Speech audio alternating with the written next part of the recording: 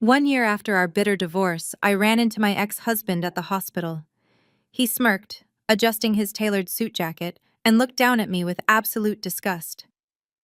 "Leaving you was the best decision I ever made," he announced to the entire waiting room. "A useless woman cannot have children. I am so lucky to have a 1-year-old son with your best friend." I took a slow sip of my herbal tea, smiled, and simply replied, "Really?" 5 minutes later, a specific man walked through the sliding glass doors. My former best friend gasped, her face draining of all color, and dropped the baby bottle she was holding. The plastic cracked, spilling milk all over the pristine floor. Before I tell you exactly how I dismantled their perfect little lie, let me know where you are watching from in the comments below. Hit that like button and subscribe if you believe that the best revenge is served cold, backed by undeniable proof. My name is Nia, and I am 34 years old. For 3 agonizing years, my marriage to Jamal was defined by one singular, crushing narrative. I was the defective wife. I was the ambitious, career-driven woman who supposedly prioritized climbing the corporate ladder over fulfilling my biological duty to provide an heir. Jamal was a regional bank manager whose entire ego was tied to his grandfather's massive trust fund. That trust fund demanded a male heir for disbursement, and his family made sure I carried the weight of my perceived failure every single day.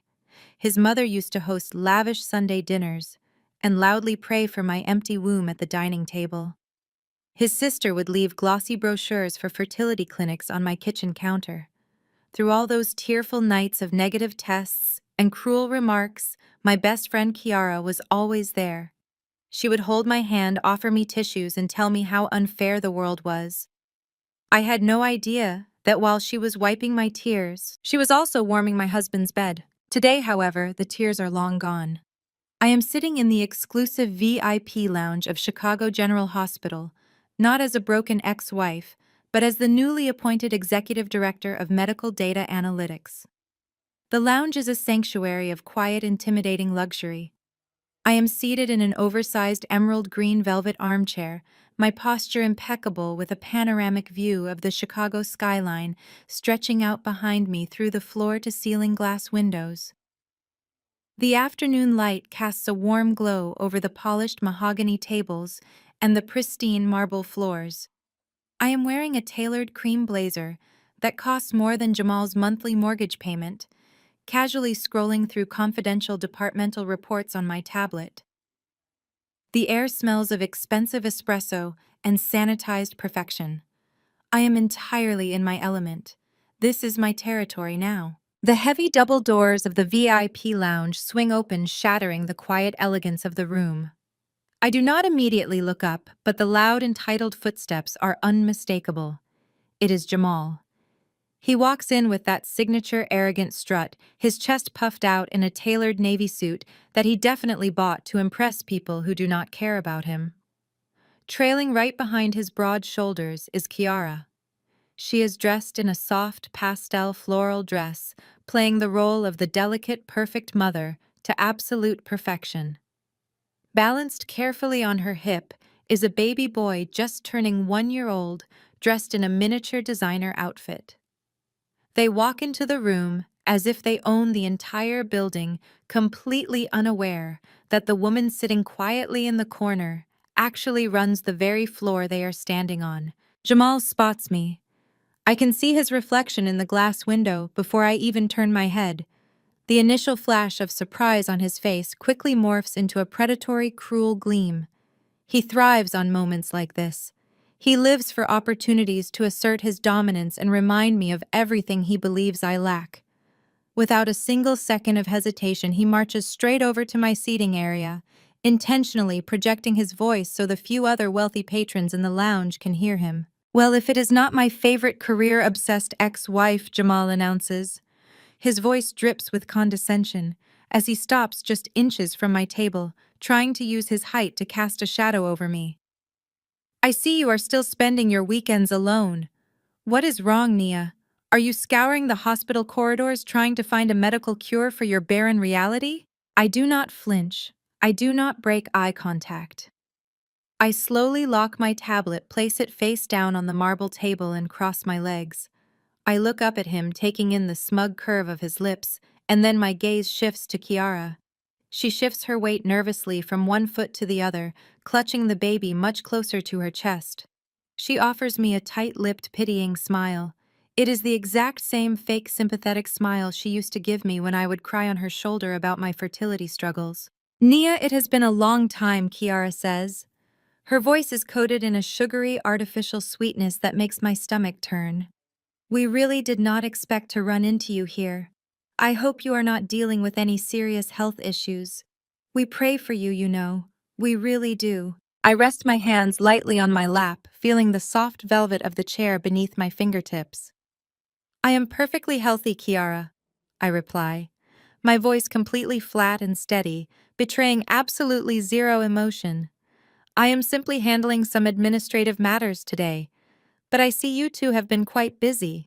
Jamal puffs out his chest even further, taking another step closer to tower over me. Busy building a real family, he boasts. He gestures dramatically to the child in Kiara's arms. Look at him, Nia. A strong, healthy boy. The future of our legacy. Something you could never, ever give me. Leaving you was the absolute best decision of my life. Why would I stay with a useless, empty woman when I could have a real woman who actually functions the way she is supposed to? His words are carefully designed to break me. They are calculated to reduce me to the sobbing, insecure woman he divorced a year ago. He wants me to scream. He wants me to cry. He wants me to run out of the room in total humiliation so he can validate his own betrayal by watching me shatter into pieces. He wants everyone in this lounge to look at me with pity. Instead, I let out a soft, genuine laugh. It is not a defensive chuckle or a nervous sound. It is the deep, resonant laugh of a woman who holds a secret so highly destructive it could level his entire existence. You find this funny? Jamal asks. His brow furrows in deep confusion, and I can see the rising anger flushing his neck. You think my son is a joke? Not at all, I say, leaning forward slightly, so he has to look down directly into my eyes. I think it is fascinating. You stand there completely convinced of your own perfection, tearing me down for my supposed flaws. You claim that leaving me was the greatest victory of your life. I tilt my head, maintaining a terrifyingly calm expression. Leaving me was the best decision of your life. Well, let us see exactly how long your luck lasts. What is that supposed to mean? Kiara demanded, taking a sudden step back. Her fake sympathy had vanished instantly, replaced by a sharp, defensive edge. She shifted the baby to her other hip, gripping his small side so tightly that the child let out a soft whine of discomfort. You are just bitter, Nia. You are jealous because Jamal chose me because I gave him the family you never could. You need to stop being so obsessed with us and move on with your sad, empty life. I did not even blink. I kept my eyes locked onto hers, watching the rapid pulse beating at the base of her throat. I am far from obsessed, Kiara. I stated, my voice smooth and unbothered. In fact, I am simply sitting here enjoying the spectacular view of the city and marveling at the incredible lengths some people will go to in order to secure a $5 million trust fund. Jamal immediately stiffened. The mere mention of his grandfather's trust fund hit an exposed nerve. The entire reason for their hospital visit suddenly made perfect crystal clear sense. His grandfather was a patient in the intensive care unit 3 floors above us, holding on to a fortune that was legally stipulated to be released only when Jamal produced a male heir. Jamal had proudly paraded this child into the hospital today to claim his grand prize, completely unaware that his golden ticket was built on a foundation of absolute fraud. You keep my family's money out of your mouth, Jamal hissed, pointing a trembling finger at me. You have no right to even speak about my grandfather or the trust. You are nothing to this family anymore. You have been replaced, erased, and upgraded. I took a slow sip of my sparkling water, letting the heavy silence stretch between us. The tension in the air was palpable, thick enough to choke on. I looked at the baby, noting the fair complexion, the light hazel eyes, and the soft, sandy curls that looked absolutely nothing like Jamal. I knew the truth. I had known the horrific truth since before the ink on our divorce papers was even dry. I set my glass down with a deliberate sharp clink against the marble table. Replaced, perhaps, I agreed smoothly, but upgraded. I looked directly at Kiara, holding her terrified gaze until she physically swallowed hard. I highly doubt that. Just then, the heavy mahogany doors of the VIP lounge slid open again. The sudden noise made Kiara flinch. The man who walked through those doors was completely unexpected to Jamal, but his arrival was perfectly timed for the destruction I was about to unleash. He was a white man, tall and broad-shouldered, wearing a tailored gray suit that cost a small fortune. It was Liam, Jamal's brother-in-law, the man who was married to Jamal's equally toxic sister Tasha.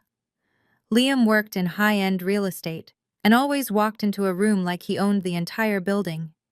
He was the classic arrogant opportunist, always preaching about family values at Sunday dinners while judging everyone around him. Liam scanned the room, his eyes sweeping past the reception desk and landing squarely on our group.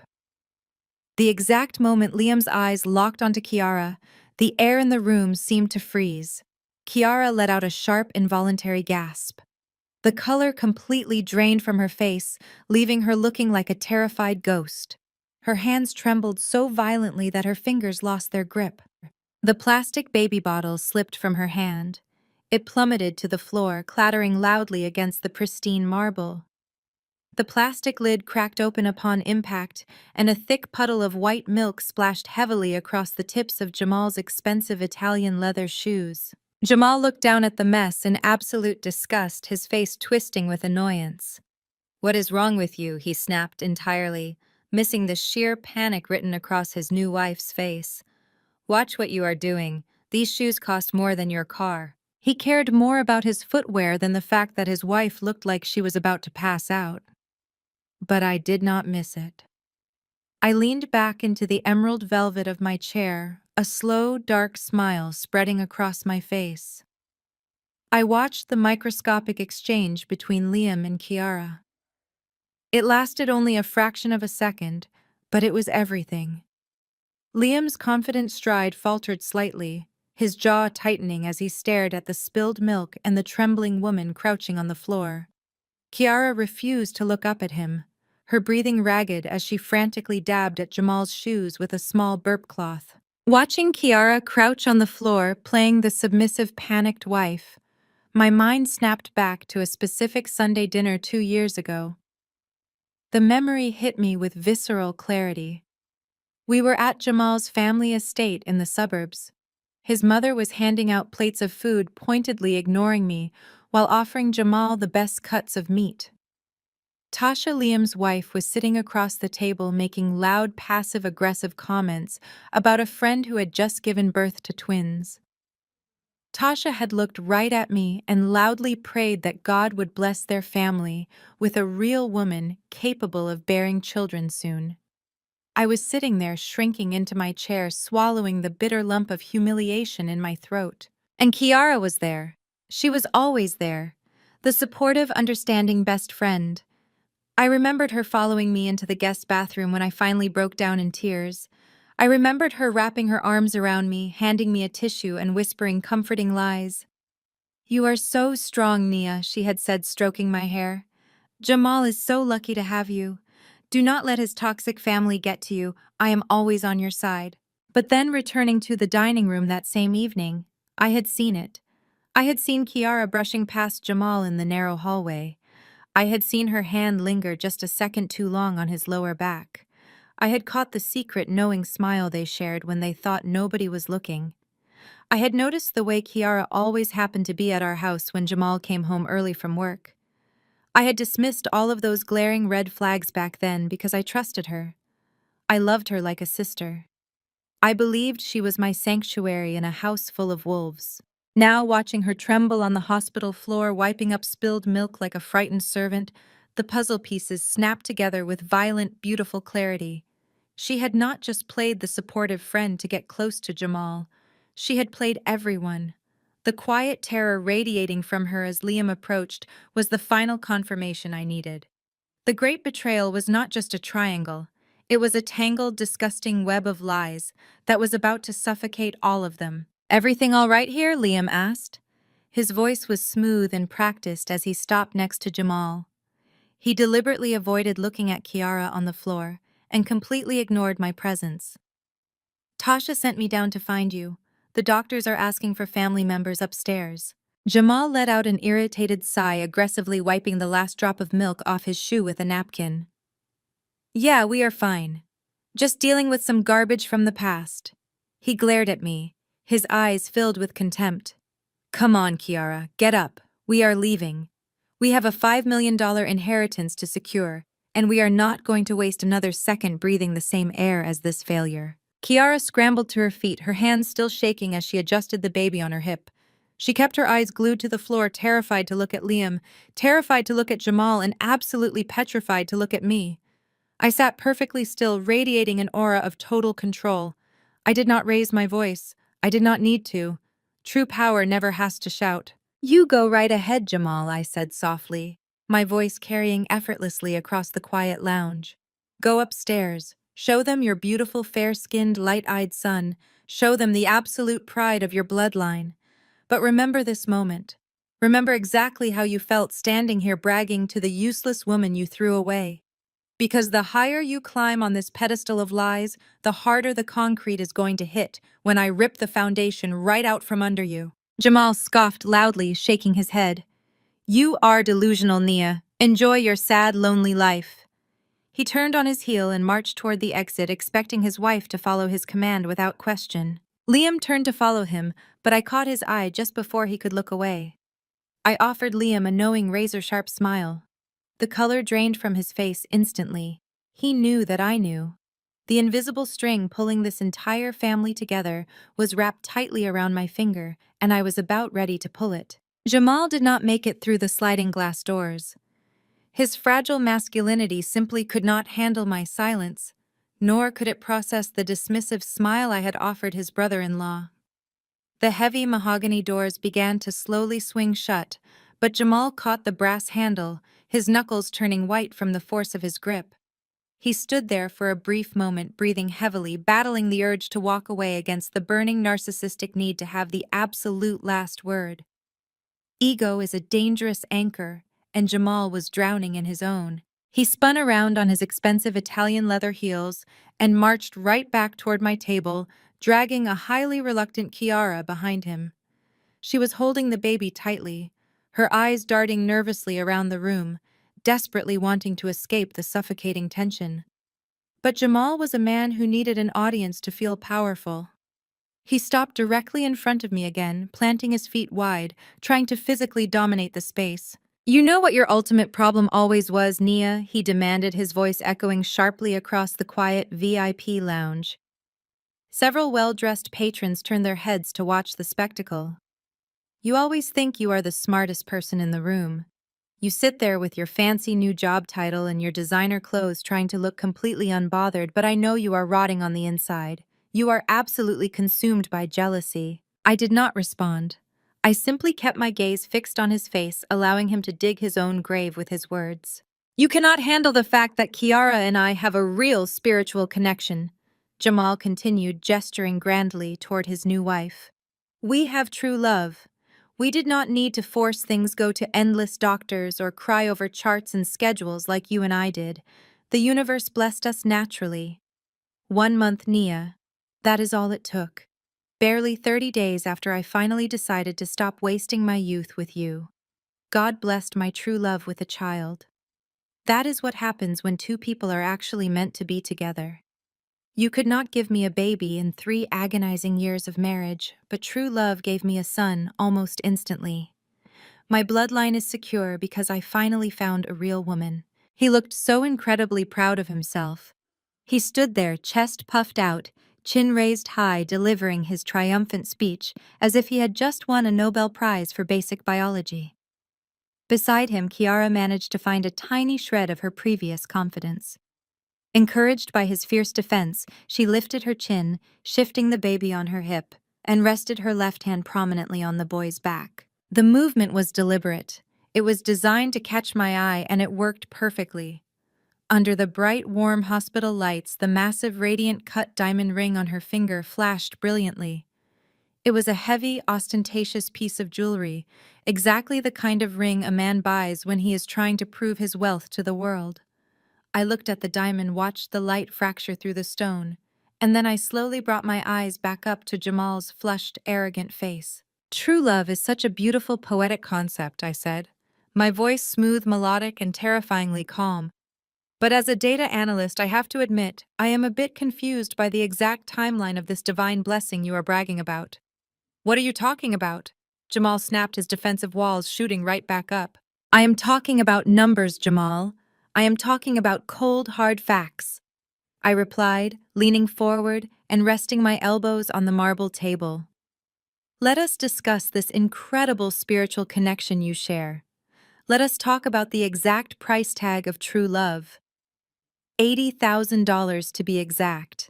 The color instantly drained from Jamal's face. The proud, chest-puffing patriarch vanished in a fraction of a second, replaced by a man who looked like he had just been caught stealing from the collection plate at Sunday service. Kiara frowned, looking back and forth between us, her hand still resting on the baby's back. Yes, $80,000, I repeated loudly enough for Liam to hear from his spot near the doorway. Do you remember our joint savings account at Chase Bank, Jamal? The one we spent 3 years building together? The one that was supposed to be the down payment for a custom-built home in the suburbs? Keep your voice down, Jamal hissed through gritted teeth, casting a panicked glance around the lounge. Oh, I think your brother-in-law and your new wife need to hear this, I countered cheerfully.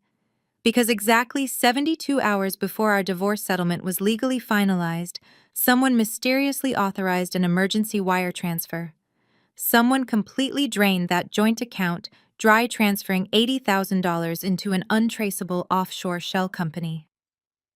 Kiara gasped, her eyes dropping down to the massive diamond ring on her finger as if the stone had suddenly burst into flames. You claimed it was a bad investment loss in your financial disclosures.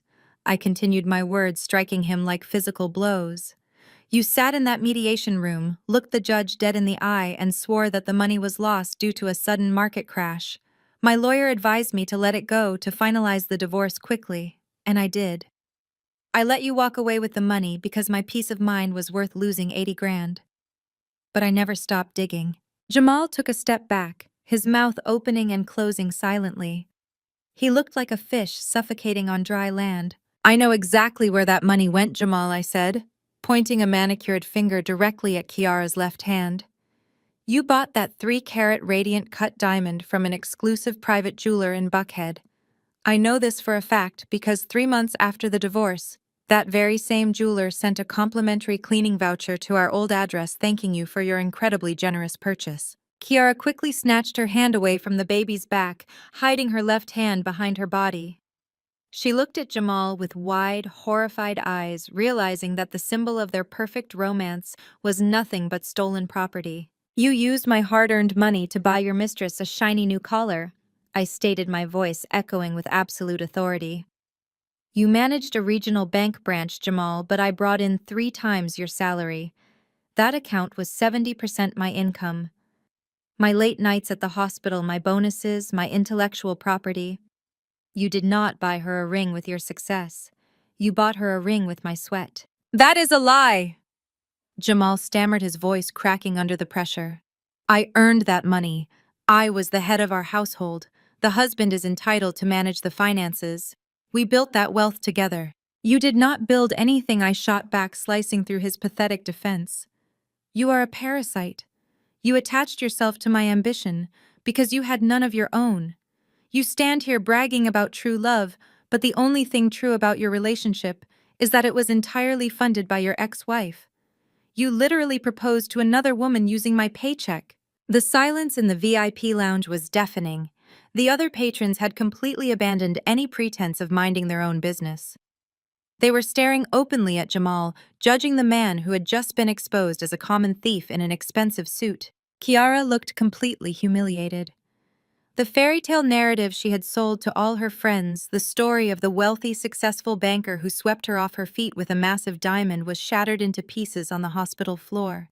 She stared at Jamal, her eyes brimming with angry tears, waiting for him to defend himself, waiting for him to prove me wrong. But Jamal had absolutely nothing to say. His jaw worked furiously, but no sound came out.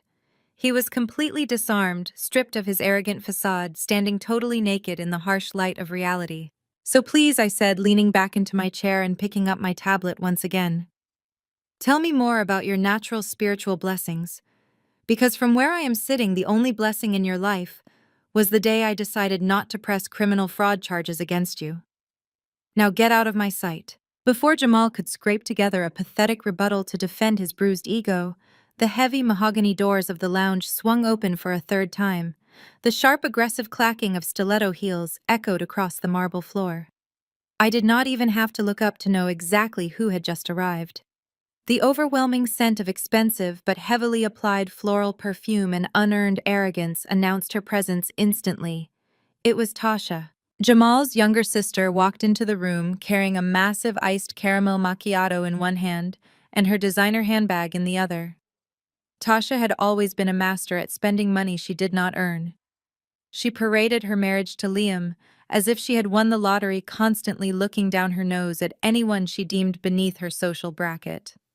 For 3 agonizing years of my marriage, she had made it her absolute mission to remind me that I was an unwelcome outsider in their prestigious family. Tasha stopped dead in her tracks when she saw me sitting at the table. Her dramatically arched eyebrows shot up and a vicious, gleeful smirk spread across her face. "I thought the air in here suddenly smelled desperate and bitter," Tasha announced loudly. She strutted over to join Jamal and Kiara, completely ignoring the suffocating tension radiating from her brother. "What a pleasant surprise, Nia. Are you stalking us now? I knew you were having a hard time letting go of my brother, but following us to the hospital is a whole new level of pathetic." "Tasha, stop," Jamal muttered through gritted teeth, his eyes darting nervously toward the other wealthy patrons who were actively watching the spectacle unfold.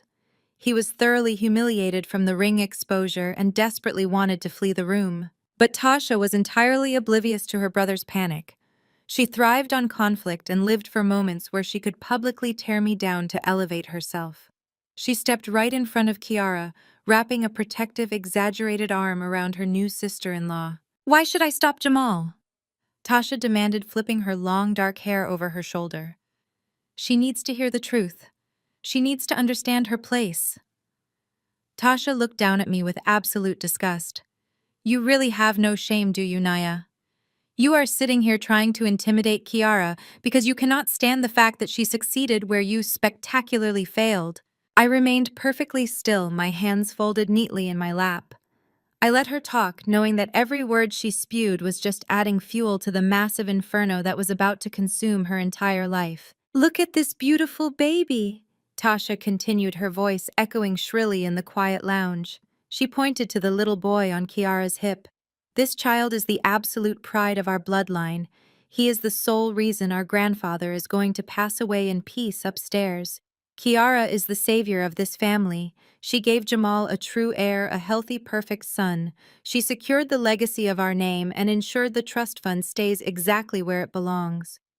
And what did you do for 3 years? You cried, you complained, and you proved to everyone that you are completely useless." I shifted my gaze to Liam, who was still standing rigidly near the doorway. While Tasha was loudly broadcasting her immense pride over her brother's glorious bloodline, Liam looked like he was about to vomit. A thick bead of sweat rolled down the side of his pale face. He shifted his weight uncomfortably, his eyes darting frantically toward the exit. The dramatic irony was almost too delicious to bear. Tasha was fiercely defending a child she believed was her nephew, completely unaware that she was actually standing just inches away from her own husband's illegitimate son.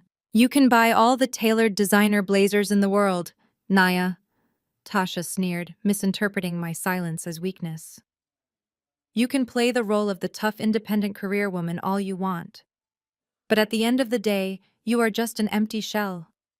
You are a barren, broken woman who could not even do the one single thing God put females on this earth to do.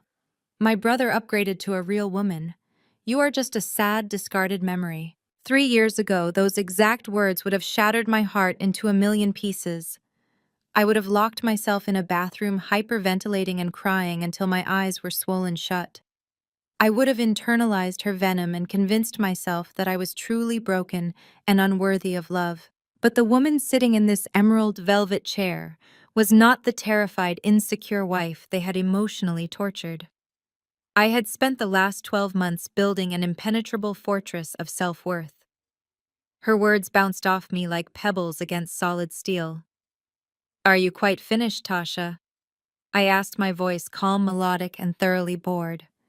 "Because your shrill voice is beginning to give me a migraine, and I have very important hospital matters to attend to today." Tasha's eyes flared with sudden, explosive anger.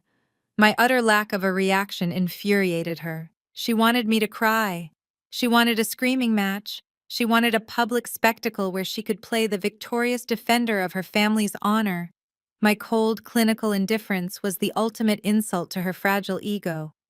"Oh, you think you are so much better than us," Tasha snarled, taking a sudden, aggressive step forward. "You think you can just sit there and look down on us." She moved so quickly that Jamal did not have time to hold her back. Tasha stepped right up to the edge of my marble table. She looked me dead in the eye, raised her large plastic cup of iced caramel macchiato, and deliberately tilted her wrist.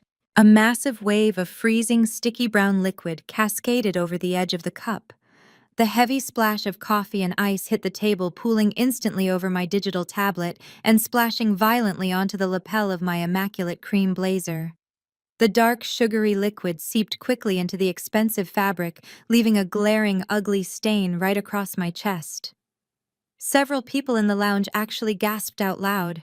Tasha took a step back, a malicious, triumphant smirk stretching across her face. "Oops," she said loudly, her tone dripping with fake innocence. "My bad. I guess my hand just slipped. You should probably go find a public restroom and wash that off, Nia. This is an exclusive VIP lounge, and you are making a disgusting mess. They do not let trash sit in here." Kiara let out a small, nervous breath, while Jamal rubbed the back of his neck, clearly wanting to disappear into the floorboards. But Tasha stood tall, crossing her arms over her chest, immensely proud of her petty display of physical dominance. She truly believed she had won. She believed she had humiliated the barren, discarded ex-wife and put me back in my rightful place. I looked down at the dark brown stain spreading across my designer blazer. I felt the freezing cold liquid soaking through my silk blouse, clinging uncomfortably to my skin. I did not flinch. I did not scream. I did not reach for a napkin to frantically wipe it away. I took one deep, measured breath, and I slowly stood up from my chair. The sheer, undeniable presence I commanded as I rose to my full height made Tasha's smirk falter for a split second. The air pressure in the room seemed to drop drastically. The silence was absolute.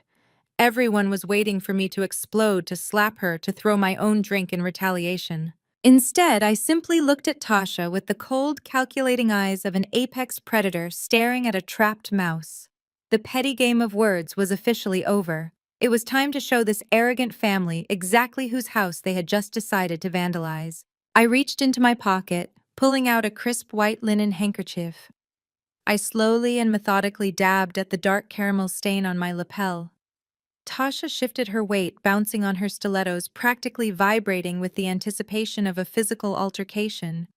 She wanted me to lunge at her. She wanted me to pull her hair or scream profanities so she could play the victim and have me arrested. I did not give her the satisfaction.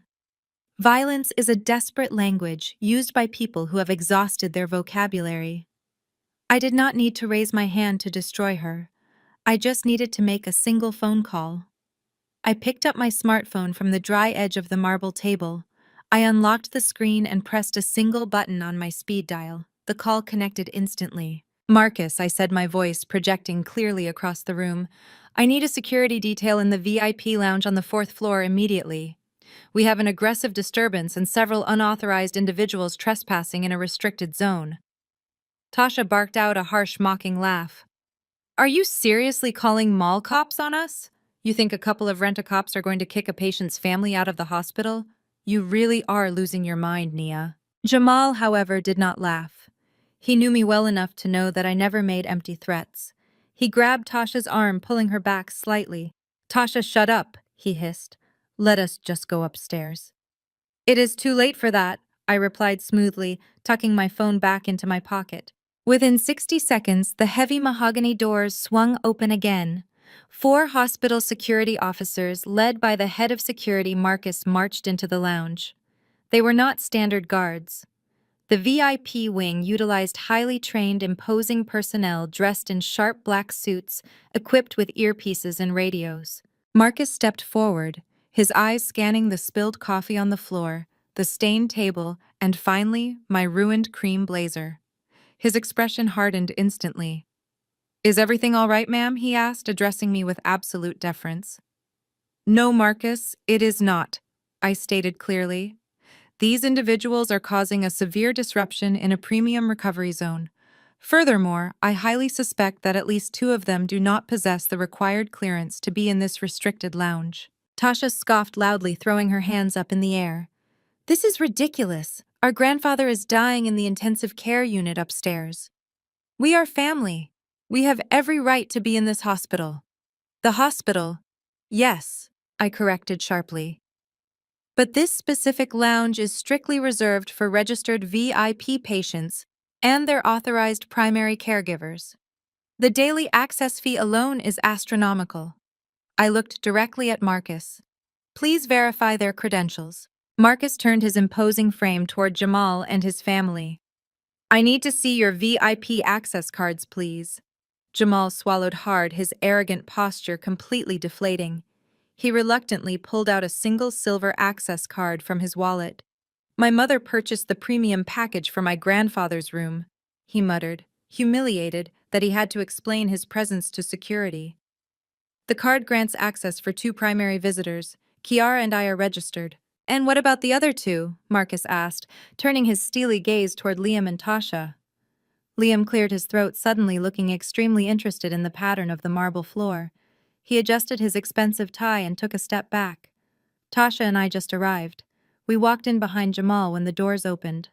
We do not have silver cards." Tasha glared at her husband, furious that he was backing down so easily. So what, she yelled, pointing an accusatory finger at me. "She does not have a silver card either. I watched her sitting here for 20 minutes before we walked in. She is just a bitter ex-wife trying to cause trouble. If you are going to kick us out, you need to kick her out too." Marcus did not even blink. He looked at Tasha with a mixture of pity and severe irritation. "Ma'am, you are trespassing in a restricted area, causing a biohazard spill, and verbally harassing staff. You need to vacate the premises immediately, or I will have you physically escorted off the property and banned from the building." Tasha's face turned a violent shade of red. She was completely unaccustomed to being told no. Her entire life consisted of bullying her way through every situation, shielded by her brother's money and her white husband's perceived status. The word no simply did not exist in her vocabulary. "Do not you dare speak to me like that!" Tasha screamed, her voice echoing shrilly and causing several patients in the lounge to cover their ears. "Do you have any idea who we are? Our family is paying thousands of dollars a day to keep our grandfather in that penthouse suite upstairs. I pay your salary. I demand to speak to whoever is in charge of this facility right now. Get me the director of this hospital. I want this bitter woman thrown out onto the street, and I want you fired for disrespecting me." Her demands hung in the air, a pathetic, desperate attempt to reclaim a sense of superiority that had already crumbled to dust. Jamal closed his eyes in profound embarrassment. Kiara took 2 large steps away from her sister-in-law, clutching her baby tighter to her chest, sensing that a massive, inescapable trap was about to spring shut. I stood perfectly still, letting Tasha's screeching echo fade into a humiliating silence. I slowly reached into the inner pocket of my ruined blazer. I pulled out a heavy, solid metal identification badge attached to a sleek black lanyard. I held it up, letting the polished gold lettering catch the bright overhead lights, before I deliberately clipped it to my lapel, right above the coffee stain. "You want to speak to the director, Tasha?" I asked, my voice dropping to a low, commanding register that commanded absolute obedience. Tasha squinted at the badge. Her eyes darted from the shiny metal clip down to the bold, engraved text. The color vanished from her face so rapidly, it looked like she was going into medical shock. Her jaw dropped open, but the arrogant words she had been preparing died instantly in her throat. Jamal followed her gaze. He stared at the badge on my chest. I watched as his eyes widened in sheer, unadulterated terror. He read the words once, blinked rapidly, and read them again, silently mouthing the title, as if his brain completely refused to process the reality of the situation. Executive Director of Medical Data Analytics and Administration. The silence that followed was absolute perfection. It was the sound of a toxic parasitic family realizing that the woman they had emotionally tortured, the woman they had discarded and deemed entirely useless, was actually sitting on the throne of the very institution, holding their grandfather's life in its hands. "I do not just work here, Tasha," I said smoothly, stepping out from behind the marble table. "I manage the financial and operational data for this entire wing. I oversee the billing structures, the premium care allocations, and the security protocols for the intensive care units. I am the director you just demanded to see." Tasha stumbled backward, her designer heels catching on the slick marble floor. She grabbed Liam's arm to steady herself, but Liam was too busy staring at me with wide, panicked eyes to offer her any real support. Jamal looked like he had been struck by lightning. "But you—" he stammered, his voice trembling so badly he could barely form a coherent sentence. "You were a mid-level data processor when we divorced. How could you possibly be the executive director?" "Because unlike you, Jamal, I do not need a dying man's trust fund to elevate my status," I replied coldly. "I worked 90-hour weeks. I built algorithms that saved this hospital $12 million in operational waste last quarter. While you were busy draining our joint savings account to buy a fraudulent engagement ring, I was busy securing a seat at the executive table." I turned my attention back to Marcus, who was standing tall, waiting for my final command. "Marcus," I said, clearly gesturing toward Tasha and Liam. "These two individuals do not have VIP clearance. They have assaulted a member of the executive staff and disturbed the peace in a critical healing environment. Escort them out of this lounge immediately. If they resist, call the Chicago Police Department and have them arrested for trespassing and simple assault." "Yes," Director Marcus responded instantly. He snapped his fingers, and two of the imposing security guards stepped forward, flanking Tasha and Liam on either side.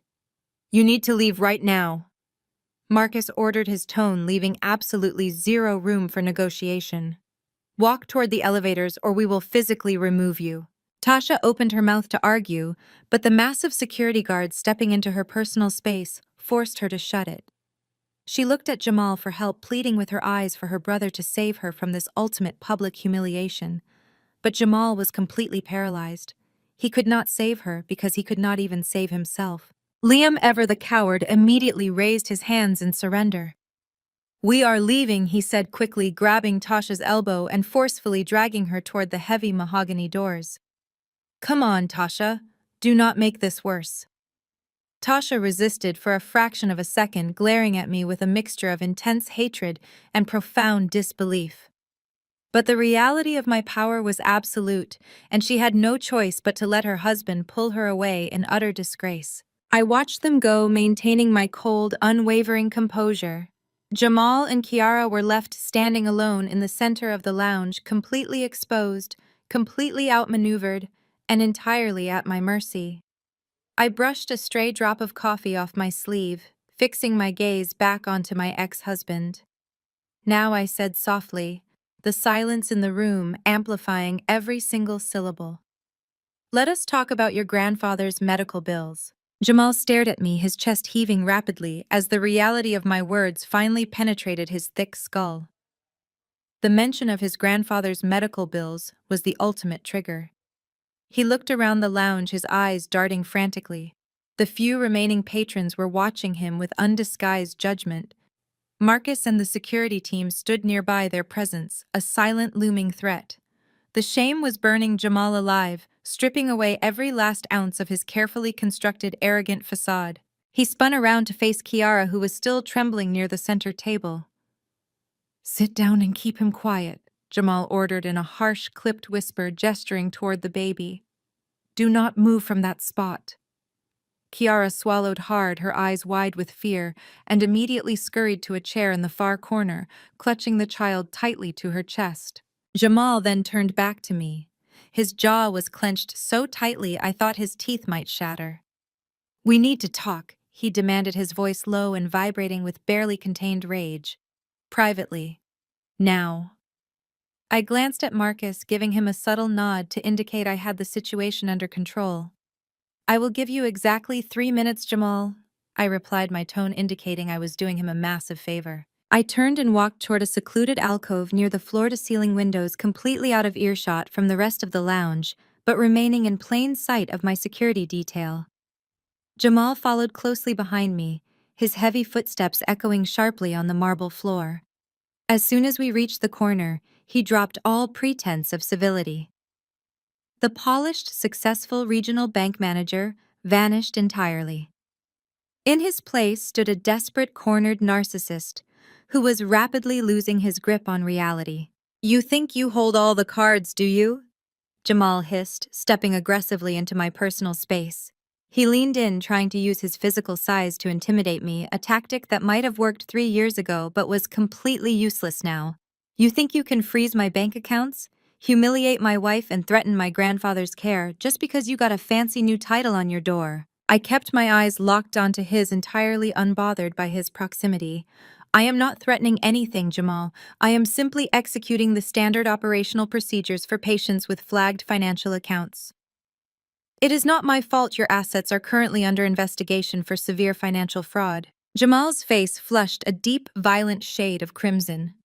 "Listen to me very carefully, Nia," he growled, his voice dropping to a venomous whisper. "You are going to call your lawyer right now.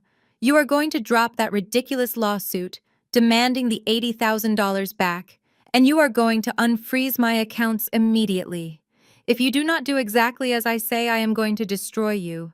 I will burn your precious new career straight to the ground." I tilted my head, studying him with mild amusement. "Is that so? And how exactly do you plan to do that?" A dark, malicious smirk spread across his face. He actually thought he had a winning hand. He thought he had found the perfect weapon to break me. "How do you think a woman like you gets a position like this?" Jamal sneered, his words dripping with pure misogyny. "You were a mid-level nobody a year ago. Do you really expect me or anyone else to believe you earned the title of executive director purely on merit? I know exactly how corporate politics work. I am going to go straight to the hospital board of directors. I will go to the human resources department. I will contact the local medical journals and every professional network in Chicago. I will tell them all exactly how you got this job. I will tell them you slept with the chief medical officer. I will spread the rumor that you traded favors in hotel rooms to get your name on that executive door." He leaned even closer, his breath hot against my face. "You know how quickly people believe that kind of story, Nia? You know how easy it is to drag a successful black woman down from her pedestal? The moment I plant that seed of doubt, your reputation will be entirely ruined. They will investigate you. They will suspend you. The board will strip you of your title faster than you can blink to avoid a public scandal. You will be right back at the bottom, exactly where you belong. So you are going to drop the lawsuit, unfreeze my money, and let me handle my grandfather's trust fund in peace. Or I will make sure you lose everything you have built." He finished his vile, disgusting monologue with a triumphant look in his eyes. He fully expected me to pale. He expected my hands to shake. He expected me to beg him to keep quiet to protect my hard-earned reputation. He was banking on the old Nia, the woman who would compromise her own peace to avoid public confrontation. Instead, I simply smiled. It was a cold, razor-sharp smile that made the triumphant look vanish from his eyes in an instant. I reached into the front pocket of my cream blazer. My movements were slow, deliberate, and completely relaxed. Jamal watched me carefully, a flicker of confusion crossing his face. I pulled out my sleek smartphone. The screen was already glowing brightly. I tapped the center of the display. A crisp, perfectly clear audio playback echoed in the quiet alcove between us. "I will tell them you slept with the chief medical officer. I will spread the rumor that you traded favors in hotel rooms to get your name on that executive door. So you are going to drop the lawsuit, unfreeze my money, and let me handle my grandfather's trust fund in peace. Or I will make sure you lose everything you have built." Jamal's voice played back to him in stunning high-definition clarity. The blood drained from his face so fast he looked physically ill. He stared at the glowing screen in my hand as if I were holding a live explosive. I tapped the screen again, saving the file to a secure cloud server with a single swipe of my finger. Illinois is a two-party consent state for audio recordings in private settings, Jamal Lere stated, my voice echoing with absolute, uncompromising authority. However, this is a public hospital lounge. There is no reasonable expectation of privacy here, which makes this recording completely legal and entirely admissible in a court of law. Jamal took a massive step backward, his mouth opening and closing silently. He looked like a man who had just stepped off a cliff and was waiting for gravity to pull him down. What you just did is not merely a cheap, pathetic threat from a bruised ego. I continued stepping toward him and forcing him to retreat further into the glass window. It is the textbook definition of extortion and blackmail. You just threatened a corporate executive on hospital property, explicitly stating you would commit defamation and slander in order to coerce me into dropping a legitimate financial fraud lawsuit. That is a felony, Jamal. He raised his hands defensively, his arrogant posture completely obliterated. Nia, wait, he stammered, his voice dropping to a frantic, terrified whisper. Put the phone away. Keep your voice down. People are looking. I did not mean it like that. I was just angry. You provoked me. I provoked you, I asked, raising an eyebrow. I simply asked you about your grandfather's medical bills, and you responded by threatening to destroy my career with malicious lies. You showed me exactly who you are, Jamal. You are a weak, desperate man who resorts to attacking a woman's integrity because you cannot compete with her intellect. Please, Nia, Jamal begged, his eyes darting frantically toward Marcus, terrified the security detail would intervene. Do not send that recording to anyone. If you give that to my lawyers or the police, I will lose my job at the bank. I will lose my licensing. I will be completely ruined. You should have thought about that before you decided to play games with a woman who builds data networks for a living, I replied coldly. You thought you could intimidate me. You thought you could back me into a corner. But you just handed me the exact weapon I need to ensure you never ever try to cross me again. I slipped the phone back into my pocket, smoothing out the fabric of my blazer. I established absolute, undeniable dominance in that moment. Jamal was shrinking before my eyes, utterly defeated, utterly trapped by his own malicious arrogance. Now I commanded my voice, dropping to a low, lethal register. You are going to lower your voice. You are going to stand up straight. And you are going to listen very carefully to what is about to happen to your grandfather's hospital account. Jamal swallowed audibly. He straightened his posture, but the arrogant swagger was entirely gone. He looked like a puppet whose strings had just been cut, standing rigid and terrified as he waited for my next words.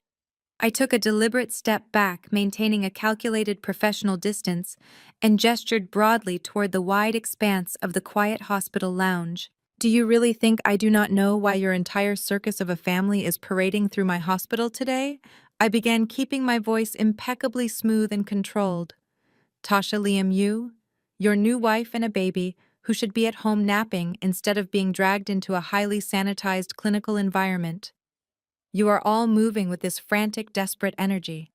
It is quite a pathetic spectacle, Jamal. He refused to meet my eyes, opting to stare at the knot of my silk blouse. I stepped directly into his line of sight, forcing him to acknowledge my presence. When my security team ran the access credentials for your mother's VIP card earlier today, I naturally had the administrative system pull up the primary patient file linked to it. Marcus, your grandfather, the great patriarch of your family. I let the name hang heavily in the air between us. The man who built a lucrative construction empire from nothing, who ruled your Sunday family dinners with an iron fist, and who made it his personal mission to remind me that I was failing his legacy every single time I sat at his dining table. Jamal shifted his weight, a thick bead of sweat forming at his temple and rolling down his jawline. His heart is failing, Jamal muttered, his voice devoid of any previous strength. The doctor said he has maybe 48 hours left. His organs are shutting down. I know, I said coldly, offering absolutely no sympathy. I saw the medical charts, but we both know you are not standing in this hospital out of deep, profound grief. You are not here to hold his hand and say a tearful, loving goodbye. You are here for the money. I watched Jamal's jaw clench tightly, but he remained silent. He knew that any word he spoke could and would be used against him. For 3 agonizing years of our marriage, I continued pacing slowly in a tight half-circle around him. Your mother and your sister made sure I memorized every single clause of your grandfather's precious trust fund. They weaponized that legal document against me at every opportunity. $5 million. A massive life-changing sum of money sitting in a high-yield account completely out of your reach until you met his specific demands. I paused, turning to face him directly, crossing my arms over my chest. Your grandfather was a traditional old-school man with very specific archaic values. He completely bypassed your own father because of his ridiculous gambling debts, and he designated you as the primary beneficiary. But he added one non-negotiable ironclad stipulation. Do you remember what it was, Jamal? He closed his eyes tightly, refusing to answer me. Say it! I commanded, my voice slicing through the air like a surgical blade. A male heir, Jamal whispered, the words tumbling out of his mouth like bitter ash. The trust only disperses upon the presentation of a biological male heir carrying the family name. Exactly, I said, a slow, dangerous smile touching my lips. A biological male heir. Not an adopted child, not a daughter, a blood son to carry on his legacy. If you fail to produce one before he takes his last breath, that entire $5 million fortune defaults to the secondary beneficiaries. Tasha gets a cut, your distant cousins get a cut, and the rest goes directly to his church. You get absolutely nothing. I turned my head to look across the lounge. In the far corner, Kiara was still huddled in her velvet chair, clutching the baby boy tightly against her chest. She looked like a terrified bird, completely isolated now that Tasha and Liam had been thrown out of the building by my security team. The baby was fussing, clearly agitated by the tense, hostile atmosphere in the room, but Kiara was too busy watching Jamal and me to properly soothe him. She rocked him mechanically, her eyes wide with mounting dread. That is why you were in such a frantic rush to leave me, I explained, mapping out the entire timeline for him, forcing him to face the ugly, transparent reality of his own actions. Your grandfather's health started declining rapidly 18 months ago. You saw the clock ticking down. You realized that staying married to a woman who was struggling with fertility meant you were going to lose your golden ticket. You did not leave me because we fell out of love. You did not leave me because Kiara was your profound spiritual soulmate. You left me because you needed a biological incubator, and you needed it fast. Jamal opened his eyes, glaring at me with a chaotic mixture of hatred and profound shame. I did what I had to do for my family. You would never understand the immense pressure I was under. My mother was constantly down my throat. My grandfather was threatening to rewrite the will entirely and cut me out. I had to secure my future. Your future, I scoffed, shaking my head in total disgust. You destroyed my peace, drained my hard-earned savings, and shattered my self-esteem just to secure a paycheck. And then you paraded Kiara around town, playing the role of the devoted Blessed Father who finally got what he deserved. I gestured grandly toward the corner where Kiara sat trembling. Look at her, Jamal. Really look at her. She is not your great romance. She is your $5 million insurance policy. You brought her here today dragging a 1-year-old infant into an intensive care unit for one highly specific reason. The estate lawyers are upstairs right now, aren't they? Jamal flinched violently. The physical reaction was microscopic, but to a trained data analyst who reads people for a living, it was all the confirmation I needed. I know exactly how trust disbursements work in these wealthy old money families, Jamal.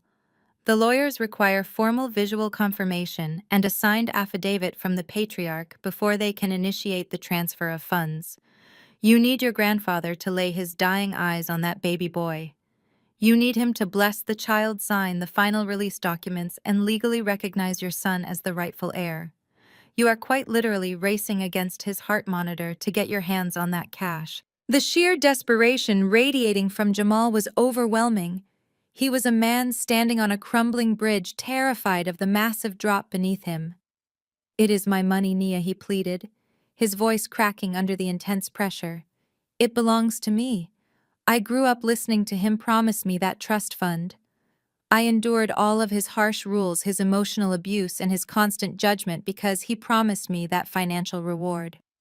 I have debts. I have a massive mortgage on the new house. I have expectations to maintain. I need that money to survive. You need that money to maintain your fake hollow lifestyle.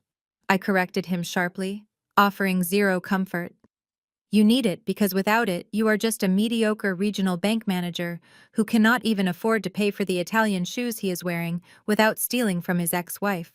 I took a step closer, lowering my voice so only he could hear the absolute terrifying finality in my tone. You thought you had everything perfectly planned out. You divorced the barren wife. You found a willing, desperate woman to play the role of the fertile mistress. You produced a son just in the nick of time right before the old man's heart finally gave out. You walked into my hospital today thinking you had won the ultimate game of life. I let a heavy, suffocating silence stretch between us for a long, agonizing moment. I watched the pure panic swirling in his dark eyes, watching him desperately try to figure out what my next move would be. He was waiting for me to block his access to the intensive care unit. He was waiting for me to use my administrative power to deny him entry to his grandfather's room, stalling him in this lounge until the old man passed away and the money vanished forever. But that was not my plan at all. Denying him entry would just make me look petty and vindictive to the hospital board. I had something far more destructive, far more permanent in mind. I am going to let you go upstairs, Jamal, I said softly, stepping aside and gesturing gracefully toward the main elevator banks down the hall. I am going to let you take your new wife and that beautiful baby boy up to the penthouse suite. I am going to let you stand proudly by your grandfather's deathbed. I am going to let you present your so-called heir to the estate lawyers and hand over your paperwork. Jamal blinked rapidly, utterly confused by my sudden compliance. He eyed me suspiciously, searching my face for a hidden trap.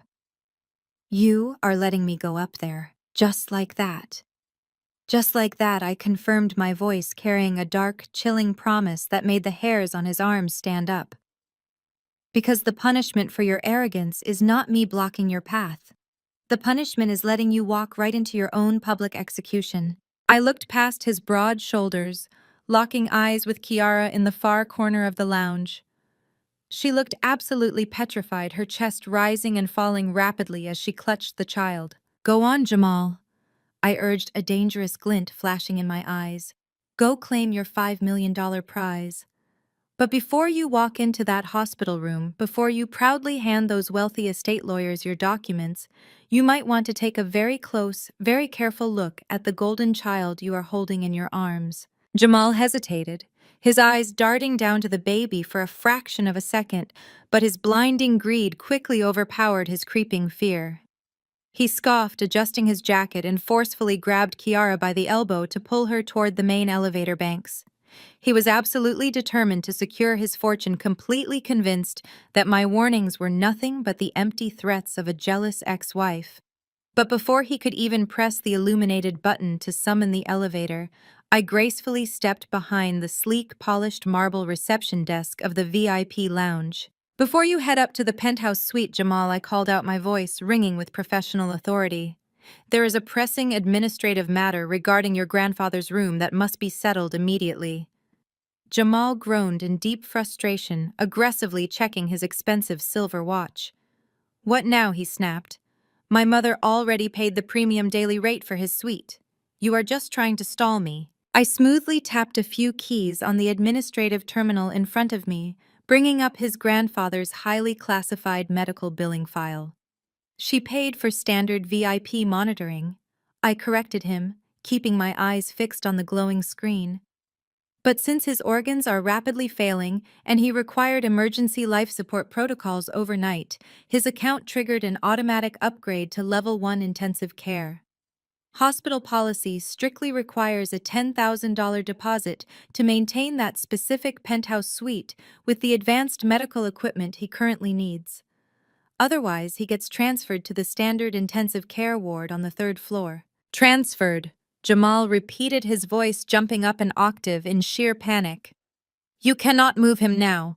The estate lawyers are meeting us in the penthouse in less than 20 minutes.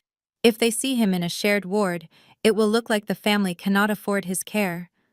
Then pay the deposit, I said, simply folding my hands over the keyboard and looking directly at him. $10,000, right now. Jamal froze. He swallowed hard, his eyes darting frantically around the room. He lived a life of total financial illusion, driving leased luxury cars and wearing tailored suits while drowning in secret debts. I knew for a fact that $10,000 in liquid cash was a massive hurdle for him on a good day. Sensing her husband's sudden paralyzing panic, Kiara realized their $5 million prize was in serious jeopardy. She quickly handed the baby over to Jamal and stepped forward. Her entire demeanor shifted in the blink of an eye. The arrogant, defensive woman who had just mocked me moments ago completely vanished. In her place stood the tearful, vulnerable best friend I used to know. It was a terrifyingly seamless performance. Kiara walked slowly up to the marble desk, wrapping her arms around herself to appear smaller, more fragile.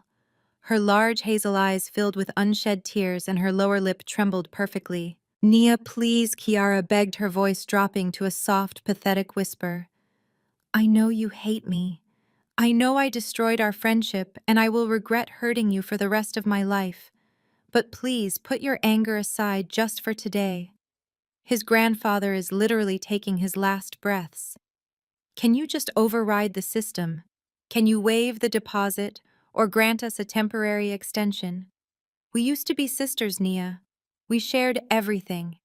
I am begging you for old time's sake. Have a little compassion." I stared at her, absolutely mesmerized by her audacity. She was actively weaponizing the very sisterhood she had destroyed, trying to guilt-trip me into funding her husband's inheritance. "Old time's sake," I repeated, my voice dropping to a deadly freezing whisper. "Do you mean the times I cried on your shoulder about my negative pregnancy tests, while you were secretly texting my husband the location of your hotel room? Do you mean the times you sat in my kitchen drinking my wine, eating my food, and actively plotting how to replace me, Nia?" "I am a mother now," Kiara pleaded, letting a single tear fall dramatically down her cheek. "I am just trying to protect my family. Please, just do this one small favor." I leaned over the marble counter, closing the distance between us, until she was forced to look directly into my unwavering eyes.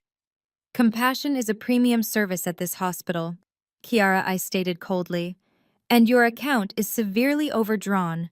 Now step back before I call security to remove you for harassing an executive." Kiara flinched as if I had struck her physically. She stumbled backward, bumping into Jamal. Jamal shoved her aside, furious that she had begged me for a favor. He was determined to protect his fragile ego at all costs. "I do not need any charity from my bitter ex-wife," he snarled, reaching into the inner pocket of his jacket. He pulled out a sleek, heavy metal credit card and slammed it aggressively onto the marble counter. "Run the card, Nia. $10,000. And print the receipt so I can get up to that penthouse and claim what is rightfully mine." I picked up the heavy metal card. I kept my face entirely neutral as I swiped the magnetic strip through the hospital's billing terminal. I stared at the screen, watching the processing icon spin for exactly 3 seconds. A loud, harsh beep echoed through the quiet lounge. A bright red error message flashed across my monitor. "Declined," I announced, dropping the metal card back onto the marble surface. Jamal let out a harsh bark of disbelief. "Impossible," he snapped. "That is a premium platinum account. Run it again. Your machine is clearly broken." I picked up the card and swiped it a second time with slow, deliberate precision. Another harsh beep. Another red error message. "Still declined," I said, pushing the card toward him. "Do you have another form of payment, Jamal? Perhaps some loose change in your pockets?" Jamal started sweating profusely. A dark, frantic energy took over his movements. He quickly dug into his wallet, pulling out a standard bank debit card. "This one is tied directly to my primary checking account," he demanded, his voice shaking with rising panic. "There is more than enough money in there. Run it." I swiped the debit card. Beep. Declined. Jamal slammed his fist violently against the marble desk, causing the baby in his arms to let out a startled cry. "Your system is rigged," he shouted, completely losing his composure. "You are doing this on purpose.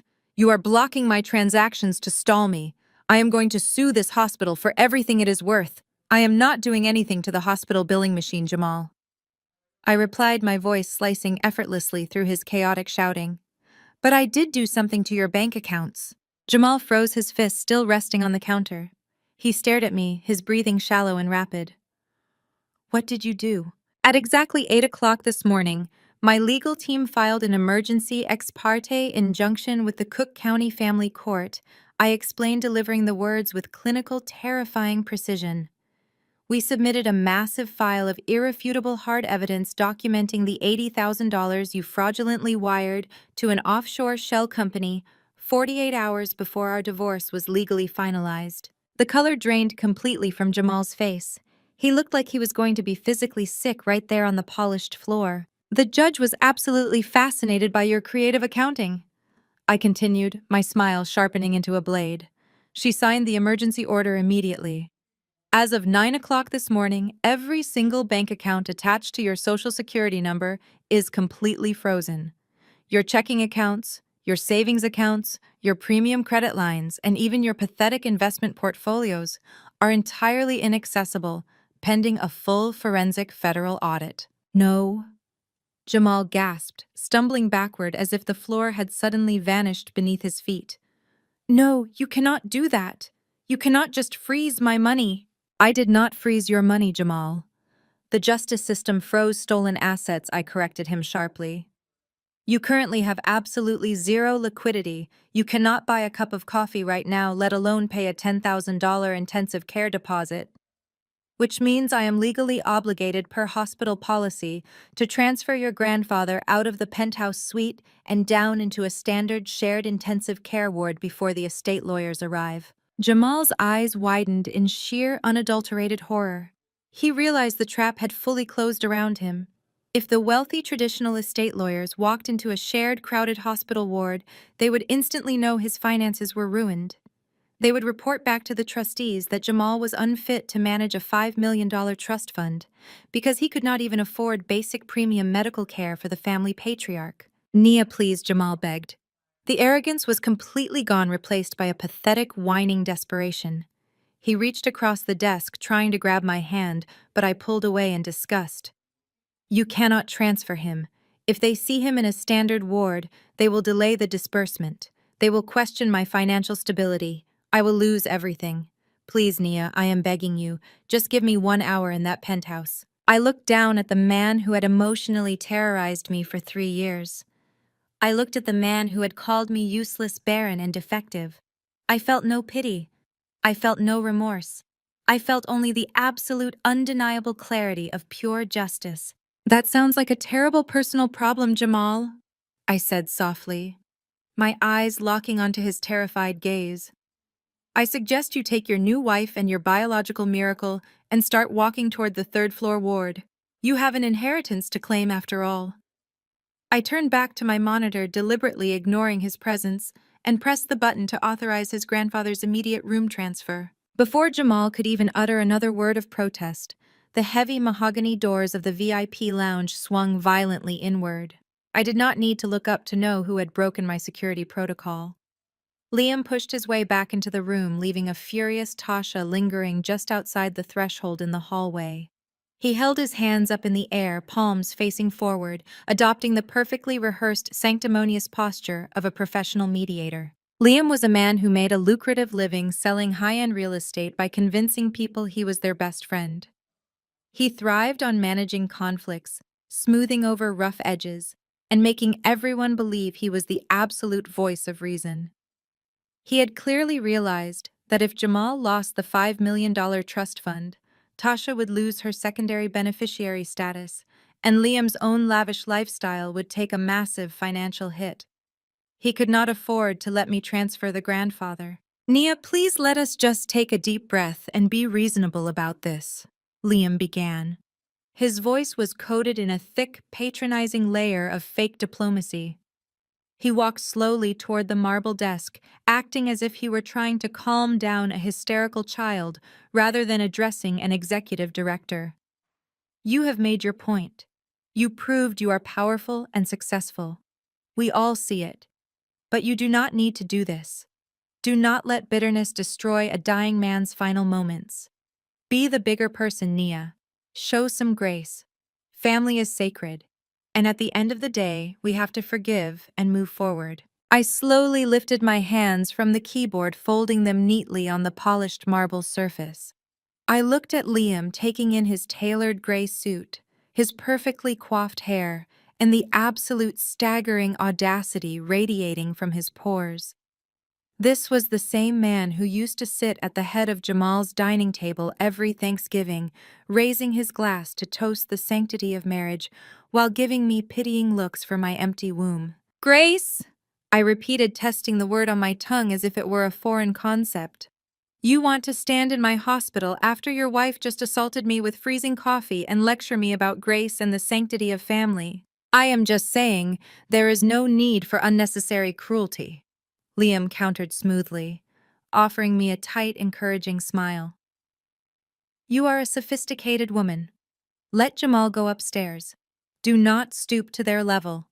You have a beautiful new life now. So just take the high road and let the past go. I let out a soft, melodic laugh that made the forced smile completely vanish from Liam's face. Liam, your profound dedication to the sacred bonds of family is truly inspiring, I said, my voice echoing with a dangerous razor-sharp edge. It is almost as impressive as your highly diversified real estate portfolio. Liam stopped walking. His foot hovered in the air for a fraction of a second before planting firmly on the floor. His broad shoulders stiffened, and the color began to rapidly drain from his cheeks. I leaned forward across the marble desk, locking my eyes onto his terrified gaze. Let us talk about Oak Park, Liam. A lovely, quiet, affluent suburb. Specifically, let us talk about the luxury penthouse apartment at the Azure Building. You purchased it exactly 7 months ago.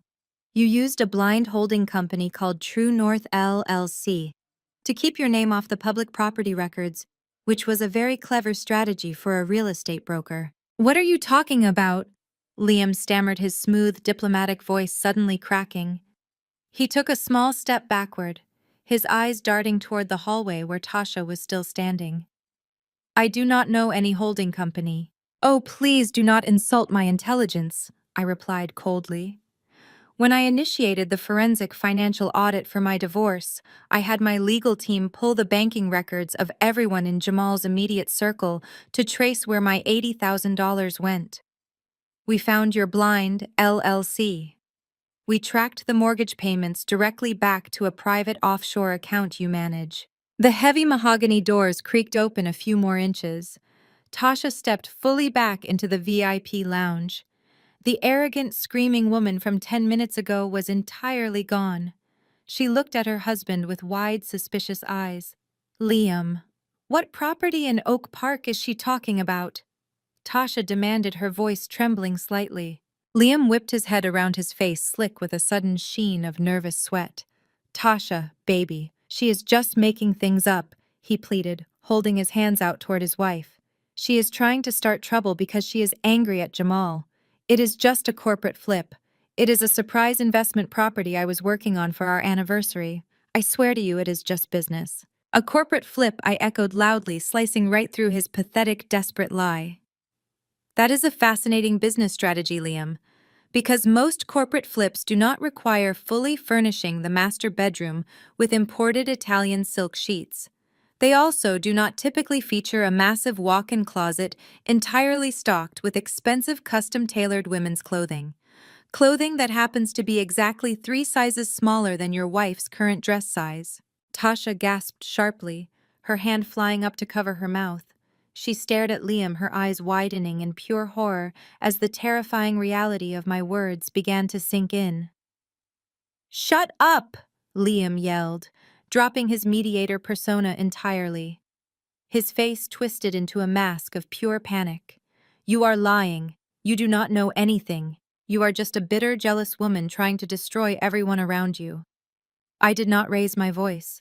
I simply let the undeniable weight of the facts do the destroying for me. "It is amazing how dedicated you are to your real estate flips, Liam," I continued effortlessly. "You manage to do renovations there every single Tuesday and Thursday evening without fail. You tell Tasha you are working late at the brokerage firm, but your car is conveniently parked in the Azure building's private underground garage. But do you want to know the most interesting data point of all? Liam was practically hyperventilating now. He looked around the room as if searching for a place to hide, but there was nowhere to go.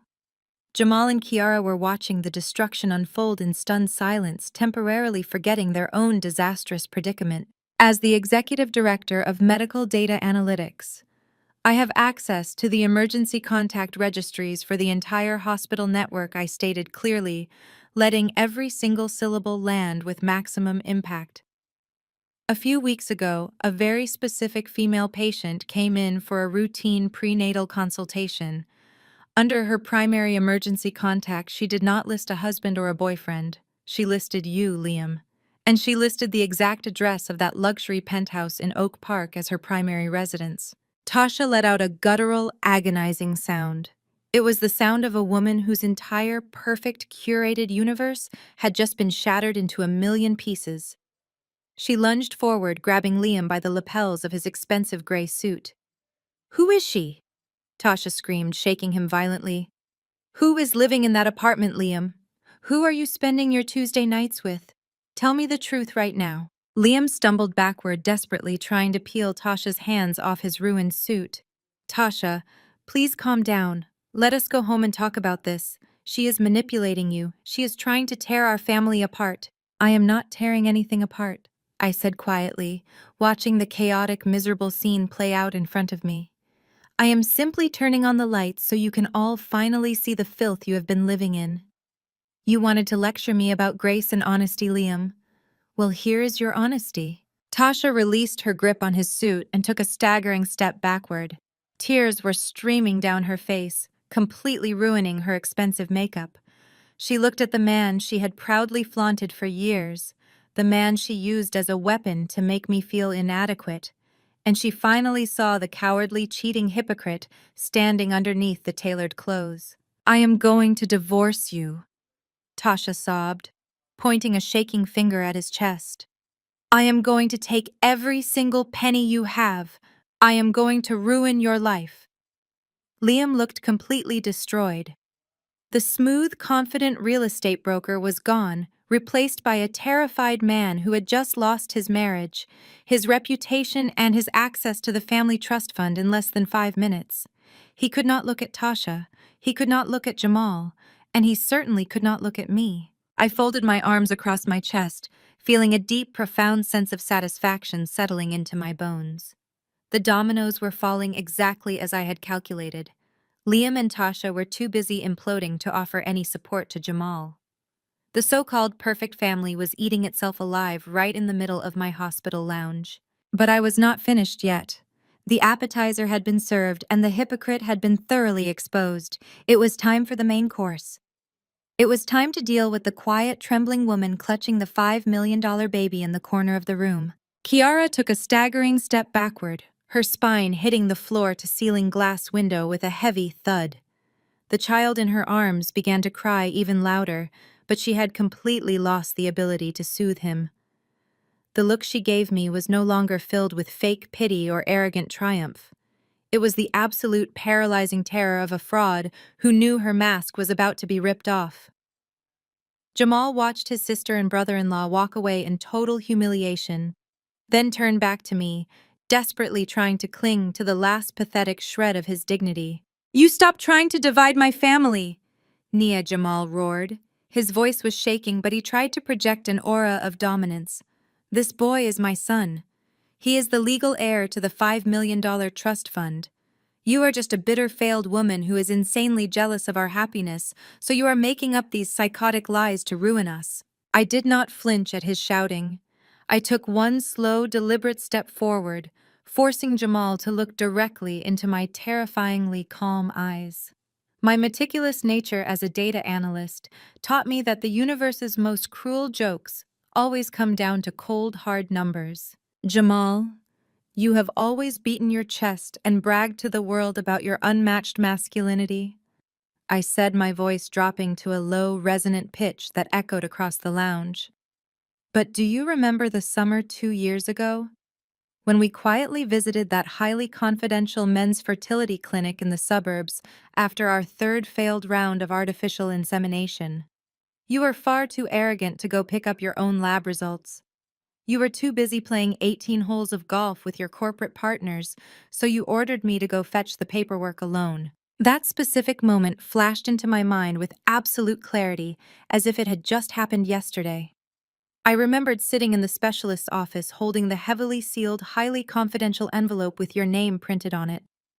When I opened that paper, my entire world collapsed. Not for me, but for you. The chromosomal analysis report stated in bold, undeniable terms that you suffered from a Y chromosome microdeletion. It caused complete irreversible genetic sterility. The doctor looked at me with deep sympathy and gently explained that my husband was 100% sterile. He told me you possessed absolutely zero capacity to ever produce biological material, and modern medicine was completely powerless to fix it. I remembered walking out to the hospital parking lot, sitting behind the steering wheel of my car and sobbing uncontrollably because my heart broke for you. I knew exactly how a proud, patriarchal black man like you, a man suffocating under the pressure of producing an heir to secure his grandfather's massive trust fund, would completely shatter if he learned he was biologically inadequate. Right at that exact moment, my phone rang. It was you. You called me on speakerphone, bragging loudly to your golf buddies about how you just won your match, and boasting that your wife was definitely going to give you a strong baby boy very soon. Out of pure blinding love and a desperate desire to protect your incredibly fragile ego, I made the single most idiotic decision of my entire life. I tore that official medical report into tiny shreds and threw it directly into the hospital dumpster. I drove home, looked you dead in the eyes, and lied. I told you your results were absolutely perfect. I told you the failure was entirely my fault.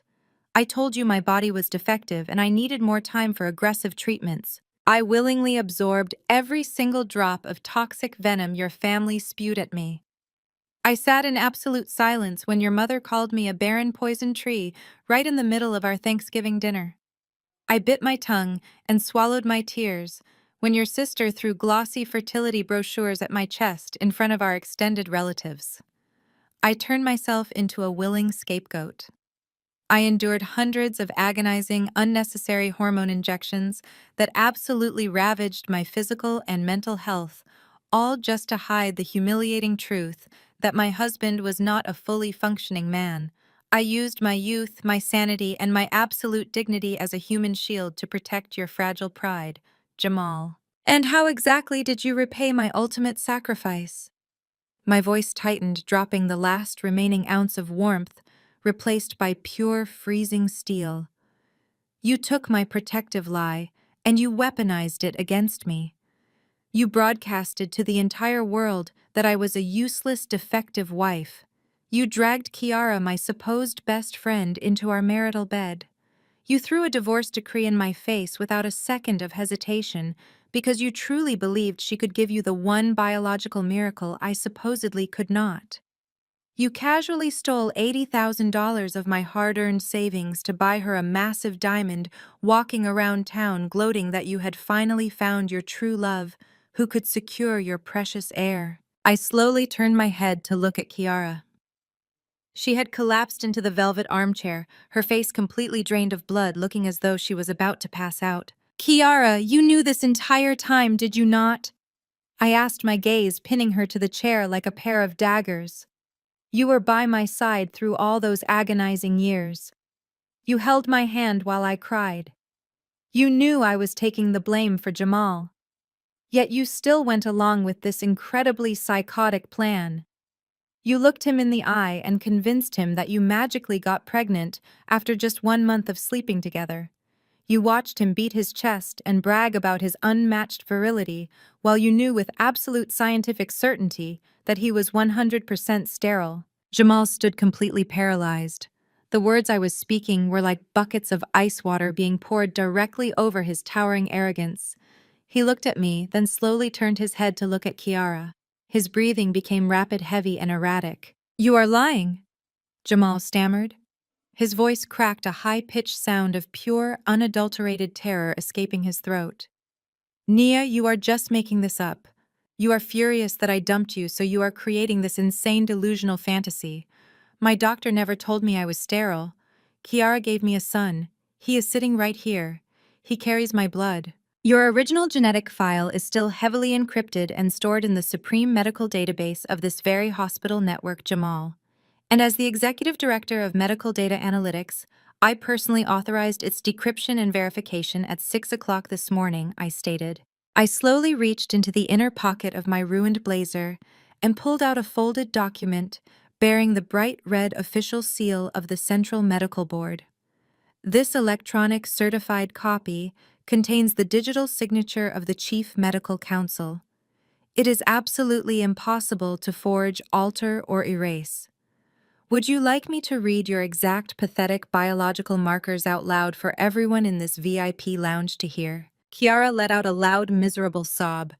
She practically threw herself forward, grabbing onto Jamal's suit jacket. Jamal, please, she wailed, tears streaming down her carefully contoured face. Do not listen to her. Let us just get out of here. He is your son, I swear. You are the only man I have ever loved. But her sheer absolute panic was the loudest confession in the room. The magnificent multi-million-dollar lie they had built to secure that trust fund had just ruptured directly beneath their feet. My secret weapon was not my administrative power. It was the freezing, clinical, indisputable reality of forensic medical science. The fraudulent father and the deceitful mistress were standing side by side, rapidly sinking into the most humiliating tragedy their family bloodline had ever seen. For a long, agonizing minute, the only sound in the VIP lounge was the heavy, ragged breathing of a man whose entire reality was violently fracturing. Jamal stared at the official medical seal on the document in my hand. His eyes darted back and forth across the bold black text, confirming his absolute sterility. I could physically see the cognitive dissonance short-circuiting his brain. His massive, fragile ego simply could not process the fact that his greatest pride, his unmatched masculinity, was a complete biological fiction. Then something entirely disturbing happened. Jamal threw his head back and laughed. It was not a normal laugh. It was a loud, booming, hysterical sound that echoed sharply off the marble walls. It was the frantic, desperate sound of a cornered animal trying to convince the predator that it was not afraid. He let go of Kiara's jacket, stepping away from her sobbing form, and clapped his hands together slowly in a mock applause. Wow, Jamal shouted, shaking his head in feigned disbelief. You really went all out for this performance, Nia. I have to hand it to you. You actually had me going for a second. You went into your little hospital database, abused your administrative privileges, and printed out a fake doctored medical document just to try and humiliate me in public. He turned around, gesturing widely to the security guards and the few remaining patrons who were watching the scene with morbid fascination. Look at this bitter woman, Jamal announced, his voice dripping with forced confidence. She is so insanely jealous that I left her. She is so entirely consumed by her own barren, empty existence that she is standing here committing corporate fraud. You expect me to believe this piece of paper. You expect me to look at a printout and suddenly believe that I am not a real man. I did not move a single muscle. I just stood there, letting him dig his grave deeper and deeper with every delusional word that spilled from his mouth. Jamal marched back over to Kiara. He aggressively snatched the baby boy from her trembling arms, ignoring her weak gasp of protest. The sudden jerky movement caused the child to start crying again, but Jamal did not care. He held the struggling, crying infant up in the air between us like a shiny, irrefutable trophy. Look at him, Nia, Jamal roared, thrusting the baby forward. Open your eyes and look at my son. You are standing there trying to tell me that I am sterile. You are trying to tell me this boy does not carry my blood. Are you blind or just completely psychotic? He looks exactly like my family. Jamal pulled the child closer to his chest, pointing a firm finger at the boy's tear-stained face. Look at his jawline. It is the exact same strong jawline my father has. Look at the shape of his brow. And his eyes. Look at those light hazel eyes, and these sandy, soft curls. Kiara and I did our research. My great-grandfather on my mother's side had those exact same light features. It is a recessive gene that runs deep in our proud black bloodline. It skipped 2 generations and manifested perfectly in my heir. This boy is the undeniable living proof of my virility. He is the key to the $5 million trust fund, and absolutely no fake medical document you forged on a hospital printer is going to take that away from me. He was breathing heavily, a triumphant manic grin stretching across his face. He genuinely believed he had won.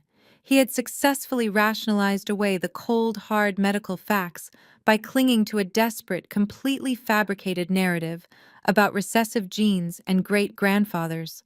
He looked at me, waiting for me to crumble, waiting for me to realize that his biological evidence was stronger than my administrative threats. The silence stretched on thick and suffocating. Kiara was weeping silently into her hands, entirely unable to look up. Marcus, the head of security, shifted slightly, ready to intervene if Jamal's aggressive posturing turned physical. I looked at the crying baby. For a brief, fleeting moment, a wave of genuine pity washed over me. This innocent child had been brought into the world solely to serve as a pawn in a disgusting, greedy game of chess. He was a tool, a prop, a $5 million lottery ticket manufactured by a deceitful woman and claimed by a delusional man. Then I shifted my gaze away from the child and locked eyes with Jamal. I let a warm, agreeable, and deeply terrifying smile spread across my face. "You know what, Jamal?" I said, my voice incredibly soft, dropping the harsh, authoritative tone I had used previously. I stepped closer to him, stopping just an arm's length away. "I have been looking at him very carefully since you strutted through those mahogany doors today. I have been analyzing his light hazel eyes. I have been studying those soft, sandy curls and that distinctly sharp jawline." Jamal's triumphant smirk grew wider. He thought I was conceding. He thought his aggressive display had finally broken through my armor. "And for once in your miserable, arrogant life," I continued, my voice silky and agreeable, "you are absolutely 100% correct." Jamal let out a loud breath of relief, adjusting his grip on the baby. "I told you," he muttered smugly. "You cannot fight genetics, Nia. The truth is right in front of your face." "Oh, the truth is definitely right in front of my face," I agreed, my smile sharpening into a lethal weapon. "He does look exactly like someone in your family, Jamal. The resemblance is actually quite staggering once you know exactly what you are looking for." Jamal frowned, a sudden spark of confusion breaking through his arrogance. His eyes narrowed as he tried to process my sudden change in demeanor. "What are you talking about? I just told you he looks like my great-grandfather." I reached into the opposite side of my cream blazer.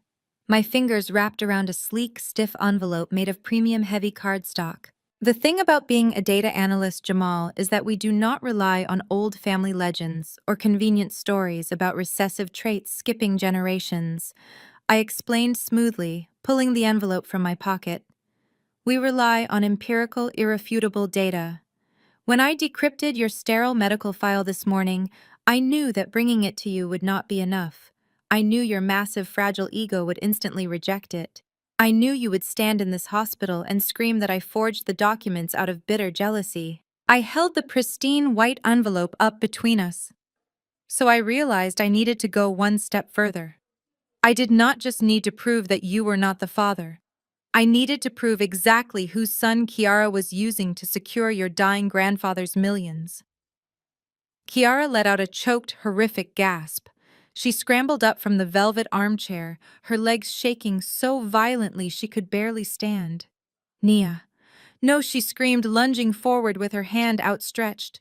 "Please, I am begging you, do not do this." "Stay back," Marcus barked, stepping instantly between Kiara and me, his massive frame blocking her path entirely. Kiara collapsed to her knees on the marble floor, sobbing hysterically, burying her face in her hands, as her entire world prepared to detonate. Jamal stared at the envelope in my hand. The manic confidence he had displayed just moments ago evaporated completely. His eyes were wide, fixed on the thick paper, as if it were a loaded gun pointed directly at his chest. "What is that?" Jamal whispered, his voice trembling so badly he could barely push the words past his lips. This, I said, slowly breaking the wax seal on the back of the envelope, is the ultimate consequence of underestimating the woman you threw away. I pulled out a crisp, brightly colored laboratory report from an independent, highly accredited forensic genetics facility in downtown Chicago. I unfolded it carefully, making sure the official watermarks caught the bright hospital lights. When you brought the baby to the hospital last week for his routine pediatric checkup, Kiara casually threw his used plastic pacifier into the lobby trash can, I explained, keeping my eyes locked onto his terrified face. And when your brother-in-law Liam came to visit the facility 3 days later, he carelessly left his unwashed coffee cup sitting on the reception desk. Jamal stopped breathing. His entire body went rigid. The baby in his arms shifted, letting out a soft coo. But Jamal did not even blink. He was paralyzed by the names I had just spoken.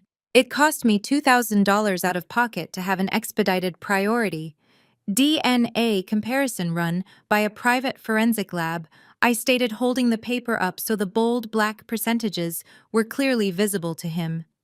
But considering it provides the final glorious nail in your coffin, I consider it the best investment I have ever made. I took a step closer, leaving absolutely zero space for denial, zero space for delusion, and zero space for escape. You are right, Jamal. He does carry the distinct traits of someone in your family, but they are not recessive genes from your black great-grandfather. I paused, letting the silence stretch tightly before dropping the ultimate earth-shattering truth. They are the dominant, undeniable genes of a white real estate broker. The words hung in the air, absolute and lethal. Jamal stood perfectly rigid, staring at the forensic DNA report in my hand, as if the bold black letters were written in a language he suddenly could not comprehend. His eyes tracked the line that read 99.9% probability of paternity. He looked at the name printed clearly under the designated father section, Liam Vance. The physical reaction was immediate and violent. Jamal took a staggering, uncoordinated step backward. His knees buckled slightly, unable to support the weight of his collapsing reality. He looked down at the baby in his arms, the child with the sandy, soft curls, the child with the light hazel eyes, the child he had just spent the last 5 minutes parading around as the ultimate proof of his black masculinity and the sole savior of his family's $5 million legacy. "He is not mine," Jamal whispered. The sound was barely human. It was a hollow scraping noise stripped of every single ounce of the booming arrogance he had possessed just moments ago. "He is white. He is Liam's son." I stepped closer, refusing to give him a single second to catch his breath. "You wanted a medical miracle, Jamal," I said, my voice echoing with relentless precision.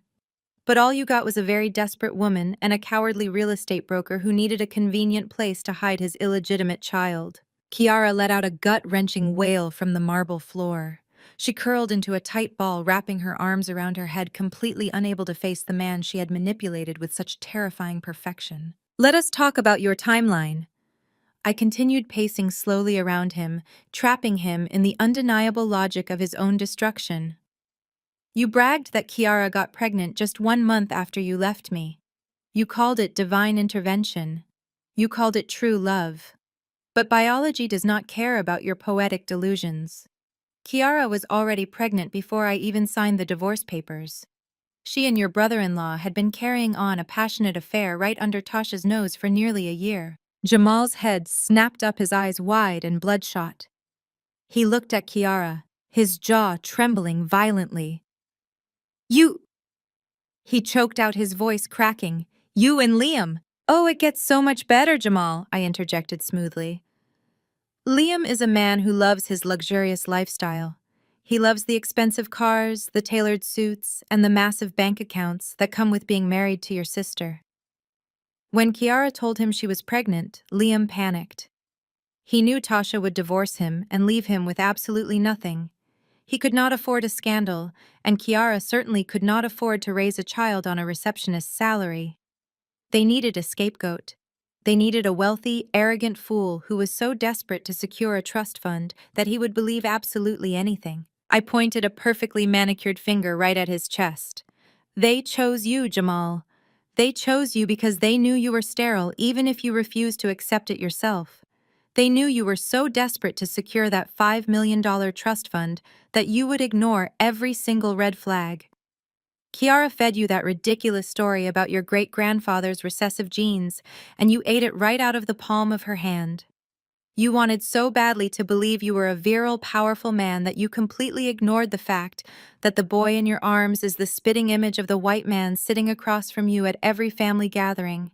Liam smiled in your face, ate the food your mother cooked, and secretly laughed at you while you proudly raised his bastard son. Jamal looked down at the baby again. The child looked back at him, blinking innocently. The sandy curls, the shape of the jaw, the light eyes. It was all there. Every feature he had proudly claimed as his own was a direct, undeniable copy of the man who had married his sister. You paid $80,000 for a stolen diamond ring to propose to a woman who was using you as a human shield, I stated, ensuring every word cut straight to the bone. You drained our joint savings account, you destroyed our marriage, and you humiliated me in front of your entire family, all to claim a child that was created by the very brother-in-law you despise.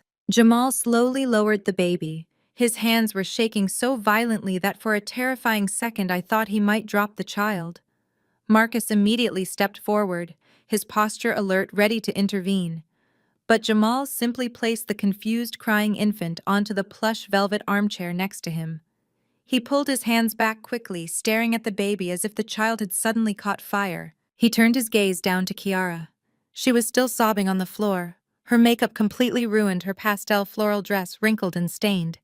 "Tell me it is a lie," Jamal demanded.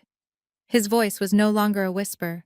It was a guttural, terrifying roar that shook the glass windows of the VIP lounge. "Tell me she is lying, Kiara.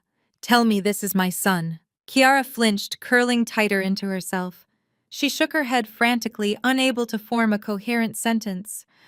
"I am sorry," she sobbed, her voice muffled against the marble floor. "I am so sorry, Jamal. We did not know what else to do. I was scared. Liam said he would handle it. He said you would never find out." Her confession hung in the air, a definitive, inescapable death sentence to Jamal's entire world. He stumbled backward, grabbing the edge of the marble table to keep himself from collapsing. The reality of his situation was finally crashing down on him with the full, devastating force of a freight train. He had no son. He had no biological heir. He had no true love. And worst of all, he had absolutely no claim to the $5 million trust fund. His grandfather was lying in the intensive care unit 3 floors above us, waiting to bless an heir that did not exist. The estate lawyers were sitting in the penthouse suite waiting for legal documentation that Jamal could never provide. The massive fortune he had spent his entire life waiting for, the money he had sacrificed my dignity and our marriage to secure, was officially gone. It would default to the secondary beneficiaries. It would go to Tasha. It would go to the church. It would go anywhere but to him. He was financially ruined. His bank accounts were completely frozen by my legal injunction. His reputation was about to be obliterated the moment his family found out that he had been raising his sister's husband's child. He had traded a loyal, successful wife for a traitorous mistress, and he had paid for the privilege of being the biggest joke in Chicago. "You thought you were the smartest person in the room, Jamal," I said softly, stepping right up to the edge of the marble table. "You thought you could throw me away like defective garbage and walk into the sunset with your perfect stolen family. You wanted to know how long your luck would last." I leaned in, locking my eyes onto his broken, terrified gaze. "Your luck just ran out. And the $5 million trust fund you destroyed my life for just vanished into thin air." Jamal let out a ragged, agonizing breath. He looked absolutely hollowed out, a pathetic empty shell of the arrogant man who had strutted through the mahogany doors just 30 minutes ago. He opened his mouth to speak, to beg, to try and salvage some microscopic piece of his shattered dignity, but he never got the chance. Because the heavy mahogany doors of the VIP lounge burst open for the 4th time, and this time, all hell was about to break loose. Tasha burst through the heavy mahogany doors with the explosive force of a Category 5 hurricane. She had completely bypassed the security checkpoint outside, shoving her way past a bewildered guard who was frantically jogging behind her, breathless and apologizing profusely to me. I simply raised a single hand, signaling Marcus and his team to stand down and let the scene play out. The grand finale of this pathetic family drama required an audience, and Tasha was right on cue. Her pristine, carefully curated image was completely shattered. Her expensive silk blouse was wrinkled. Her designer heels clicked erratically across the marble floor, and her flawless makeup was ruined by streaks of angry, humiliated tears. She had been standing in the hallway, pressing her ear to the thick wood of the doors, and she had heard absolutely everything. She had heard the DNA results. She had heard Kiara confess. She had heard the undeniable truth that her own husband was the biological father of the boy her family had been worshipping as their ultimate heir. Tasha did not go for Kiara first. She went straight for the man who had promised to love and protect her. She lunged at Liam with a guttural, furious scream that tore through the quiet elegance of the VIP lounge. Liam tried to back away, raising his arms to shield his face, but Tasha was a woman possessed by pure, blinding betrayal. She slammed her fists against his chest, striking him over and over again with terrifying force. The sound of her hands hitting his tailored gray suit echoed like gunshots. "You slept with her!" Tasha shrieked, her voice cracking with raw agony. "You bought a luxury apartment to play house with my brother's wife. You held my hand at Sunday dinners, you prayed with our family at church, and you sat there smiling while you passed off your bastard child as my nephew. You disgusting, cowardly piece of garbage." Liam stumbled backward, desperately trying to catch her wrist to stop the assault. "Tasha, please," he begged, his voice high and panicked. "You do not understand. It meant nothing. She came on to me. Kiara seduced me. She told me Jamal was completely sterile and she was desperate to secure the trust fund before the old man died. She said if I gave her a child, we could take a cut of the $5 million and disappear. She manipulated me, Tasha. I swear to God I never loved her." From her crumpled position on the floor, Kiara let out a furious, indignant screech. She scrambled to her knees, pointing a shaking finger at Liam. "You lying coward," Kiara screamed, completely abandoning her fragile, victimized persona. "You promised me you were going to leave Tasha. You told me you were suffocating in this family. You said if I could just trick Jamal into claiming the baby, we would take the trust fund payout and move to California. You planned this with me, Liam. You told me exactly what to say to him." The mutual destruction was absolutely glorious to witness.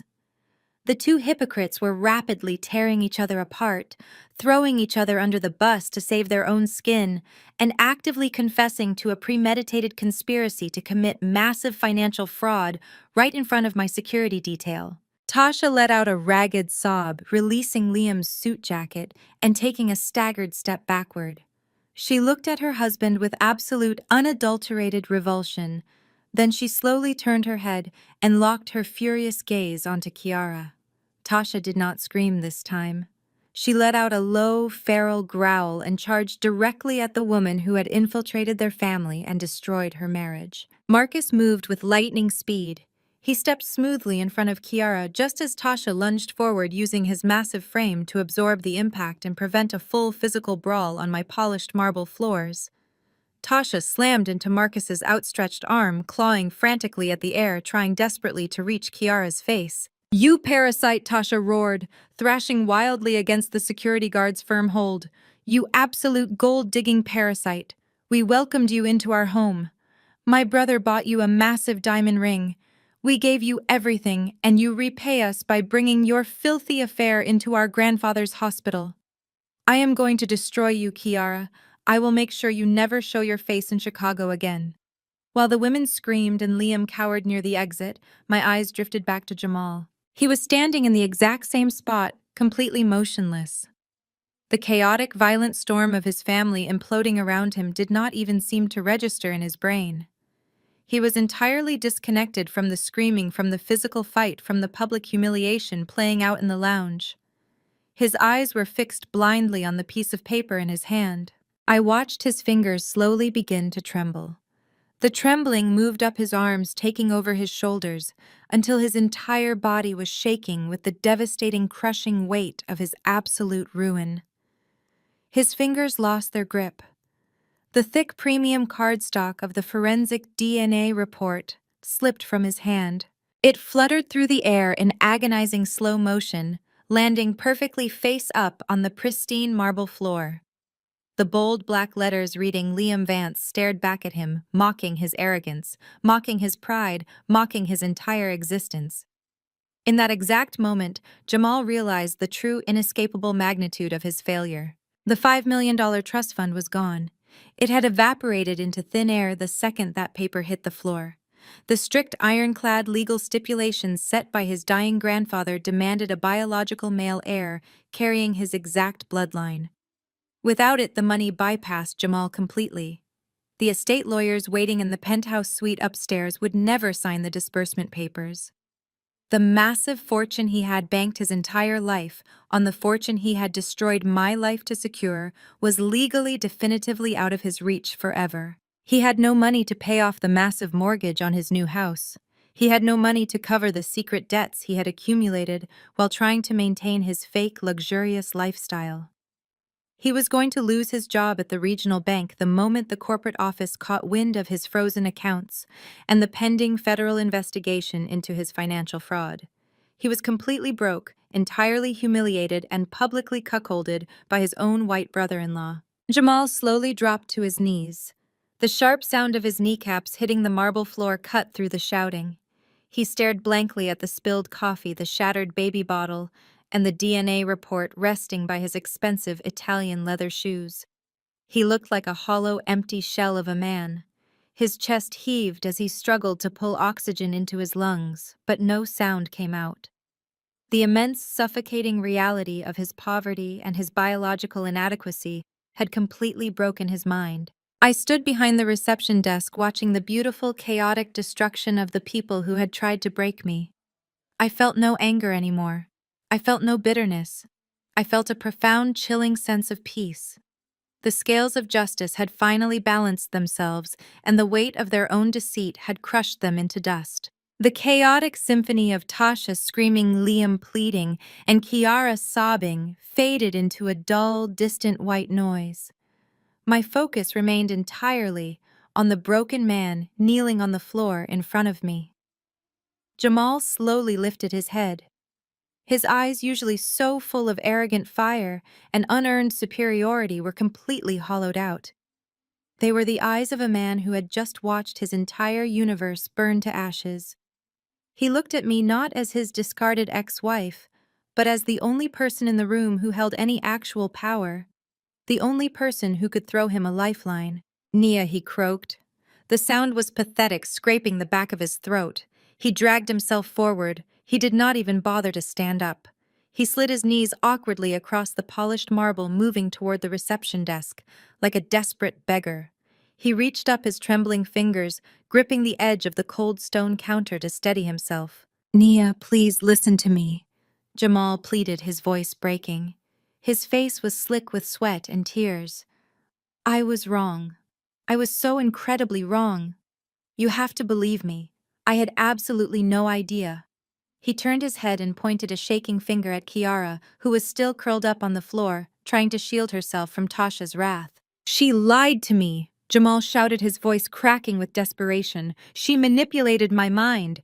You know the pressure I was under from my family. You know how obsessed my grandfather was with having a blood heir. She played on my fears. She knew I was desperate to secure that trust fund, and she used it to trap me. She seduced me when I was vulnerable. I was a victim, Nia. She tricked me into destroying our marriage. I stared down at him. I felt absolutely nothing, no sympathy, no lingering affection, just a cold, clinical observation of a narcissist trying to rewrite history to save his own skin. You were a victim, I repeated, my voice perfectly flat and devoid of any warmth. That is a fascinating narrative, Jamal. I swear to God, he begged, pulling himself up slightly, so his face was closer to mine. You know I am a good man. We built a life together for 3 years. We loved each other. I just made a terrible, terrible mistake. But we can fix this. I will divorce her today. I will kick her out on the street. I will do whatever it takes to make this right with you. Just please, Nia, you have to drop the lawsuit. His true motivation finally bled through the pathetic apologies. He did not care about our lost marriage. He did not care about the pain he had caused me.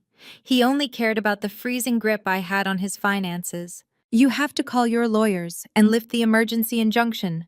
Jamal rushed on his words, stumbling over each other in his frantic panic. If the corporate office at my bank finds out that my assets are frozen due to a federal financial fraud investigation, I will be terminated by the end of the day. They have a strict morality clause. I will lose my career. The mortgage on the new house is due next week. I have zero liquidity. I cannot even afford to pay a lawyer to defend myself. I will be out on the street, Nia. You cannot do this to me. I will pay you back the $80,000 I swear on my life. I will pay you back every single cent with interest. Just give me time. Just lift the freeze. He was practically hyperventilating, his knuckles turning stark white as he gripped the marble counter. He was begging the woman he had publicly humiliated just 30 minutes ago to save him from complete financial annihilation. Time, I asked, tilting my head slightly.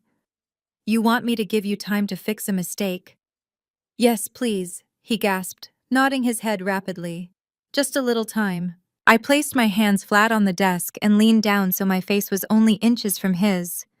I wanted him to see the absolute terrifying emptiness in my eyes. Your betrayal was not a single mistake, Jamal.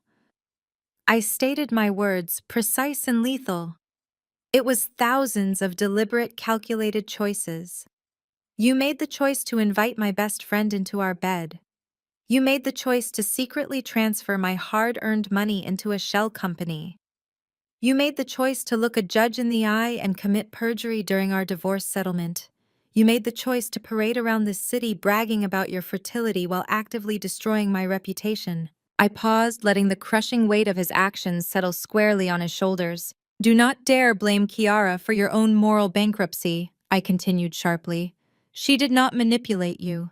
She simply handed you exactly what you wanted. She offered you an easy way out and a fake sandy-haired trophy to parade in front of your grandfather. You were a willing, eager participant in your own delusion because it fed your massive, fragile ego. You wanted to believe you were a superior man so badly that you completely ignored the fact that your new son looked exactly like your white brother-in-law. Jamal squeezed his eyes shut, hot tears spilling down his cheeks. Nia, please, I am begging you, have mercy. Mercy. I echoed the word, tasting bitter on my tongue. You want me to save your job. You want me to save your house.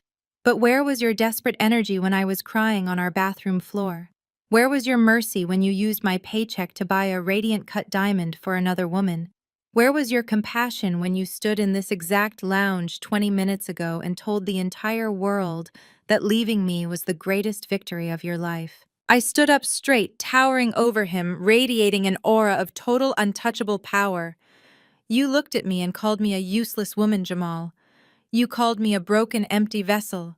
You told me I had been replaced and upgraded. Nia, I did not mean it. He sobbed, his head bowing down toward the floor. I was just trying to hurt you. Well, congratulations, I said smoothly. You succeeded.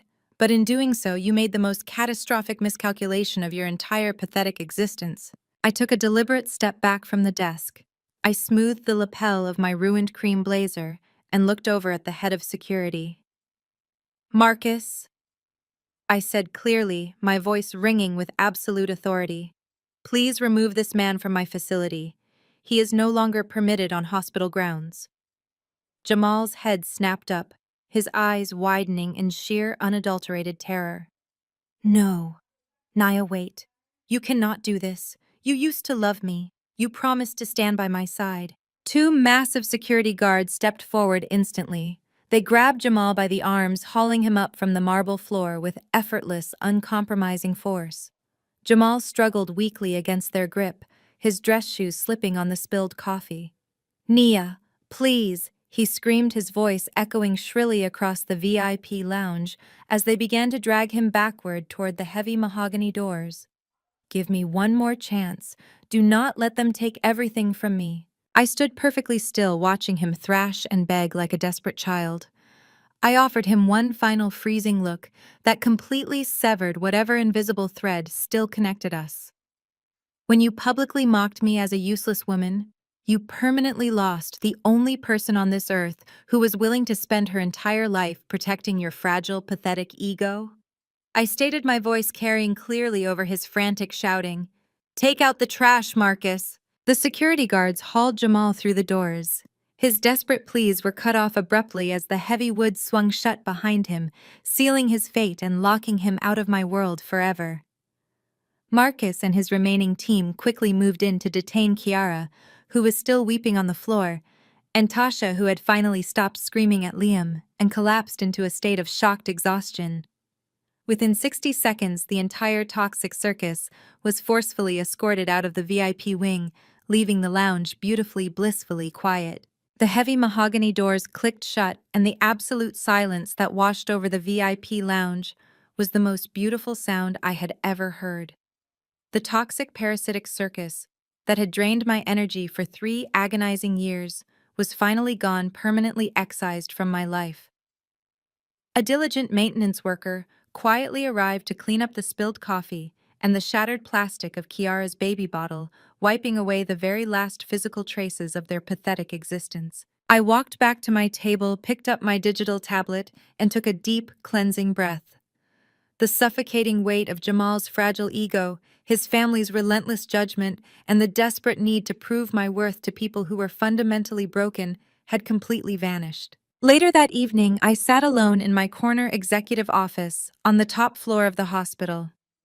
The city lights of Chicago stretched out beneath me, a sprawling, glittering ocean of infinite possibilities. I poured myself a glass of a bold, rich Cabernet Sauvignon, the deep red liquid catching the ambient light of the room. I walked over to the floor-to-ceiling window, leaning back slightly to take in the spectacular view. Jamal had wanted to break me today. He wanted to parade his stolen child and his purchased mistress in front of me to prove that a woman who cannot bear children is a woman devoid of value. Society so often tries to push that exact same narrative, attempting to reduce a woman's entire worth to the functionality of her reproductive organs. They tell us that if we do not fit into the perfect traditional mold of motherhood and submissive wifehood, our careers, our intellect, and our independence are somehow meaningless consolations. But as I took a slow, deliberate sip of my wine, a serene smile spread across my face. My barren reality, the very thing they used to torment me, was not a curse. It was my ultimate salvation. It was the impenetrable shield that saved me from being permanently tied to a weak, deceitful man and his manipulative, greedy bloodline. If I had given Jamal a child, I would have spent the rest of my life tethered to a family of leeches. Instead, I was completely free. I did not need a $5 million trust fund to validate my existence. I did not need to forge medical documents or steal from my partner to build a life of luxury. I built my empire with my own 2 hands, fueled by sleepless nights, relentless ambition, and an intellect that no man could ever intimidate or diminish. I am the executive director. I hold the keys to my own castle, and I decide exactly who is granted access to my peace. Letting go of a parasitic family is not a tragedy. It is the ultimate act of self-preservation. You do not owe your loyalty to people who only view you as a stepping stone or a scapegoat. You owe your loyalty to your own future. I took one final sip of my wine, the rich flavor grounding me in the absolute perfection of the present moment. The lens of my life is no longer focused on the trauma of my past. It is pulling back, revealing a woman who stands entirely on her own, surrounded by the towering success she built from the ashes of their betrayal. I am whole, I am powerful, and I am finally beautifully free.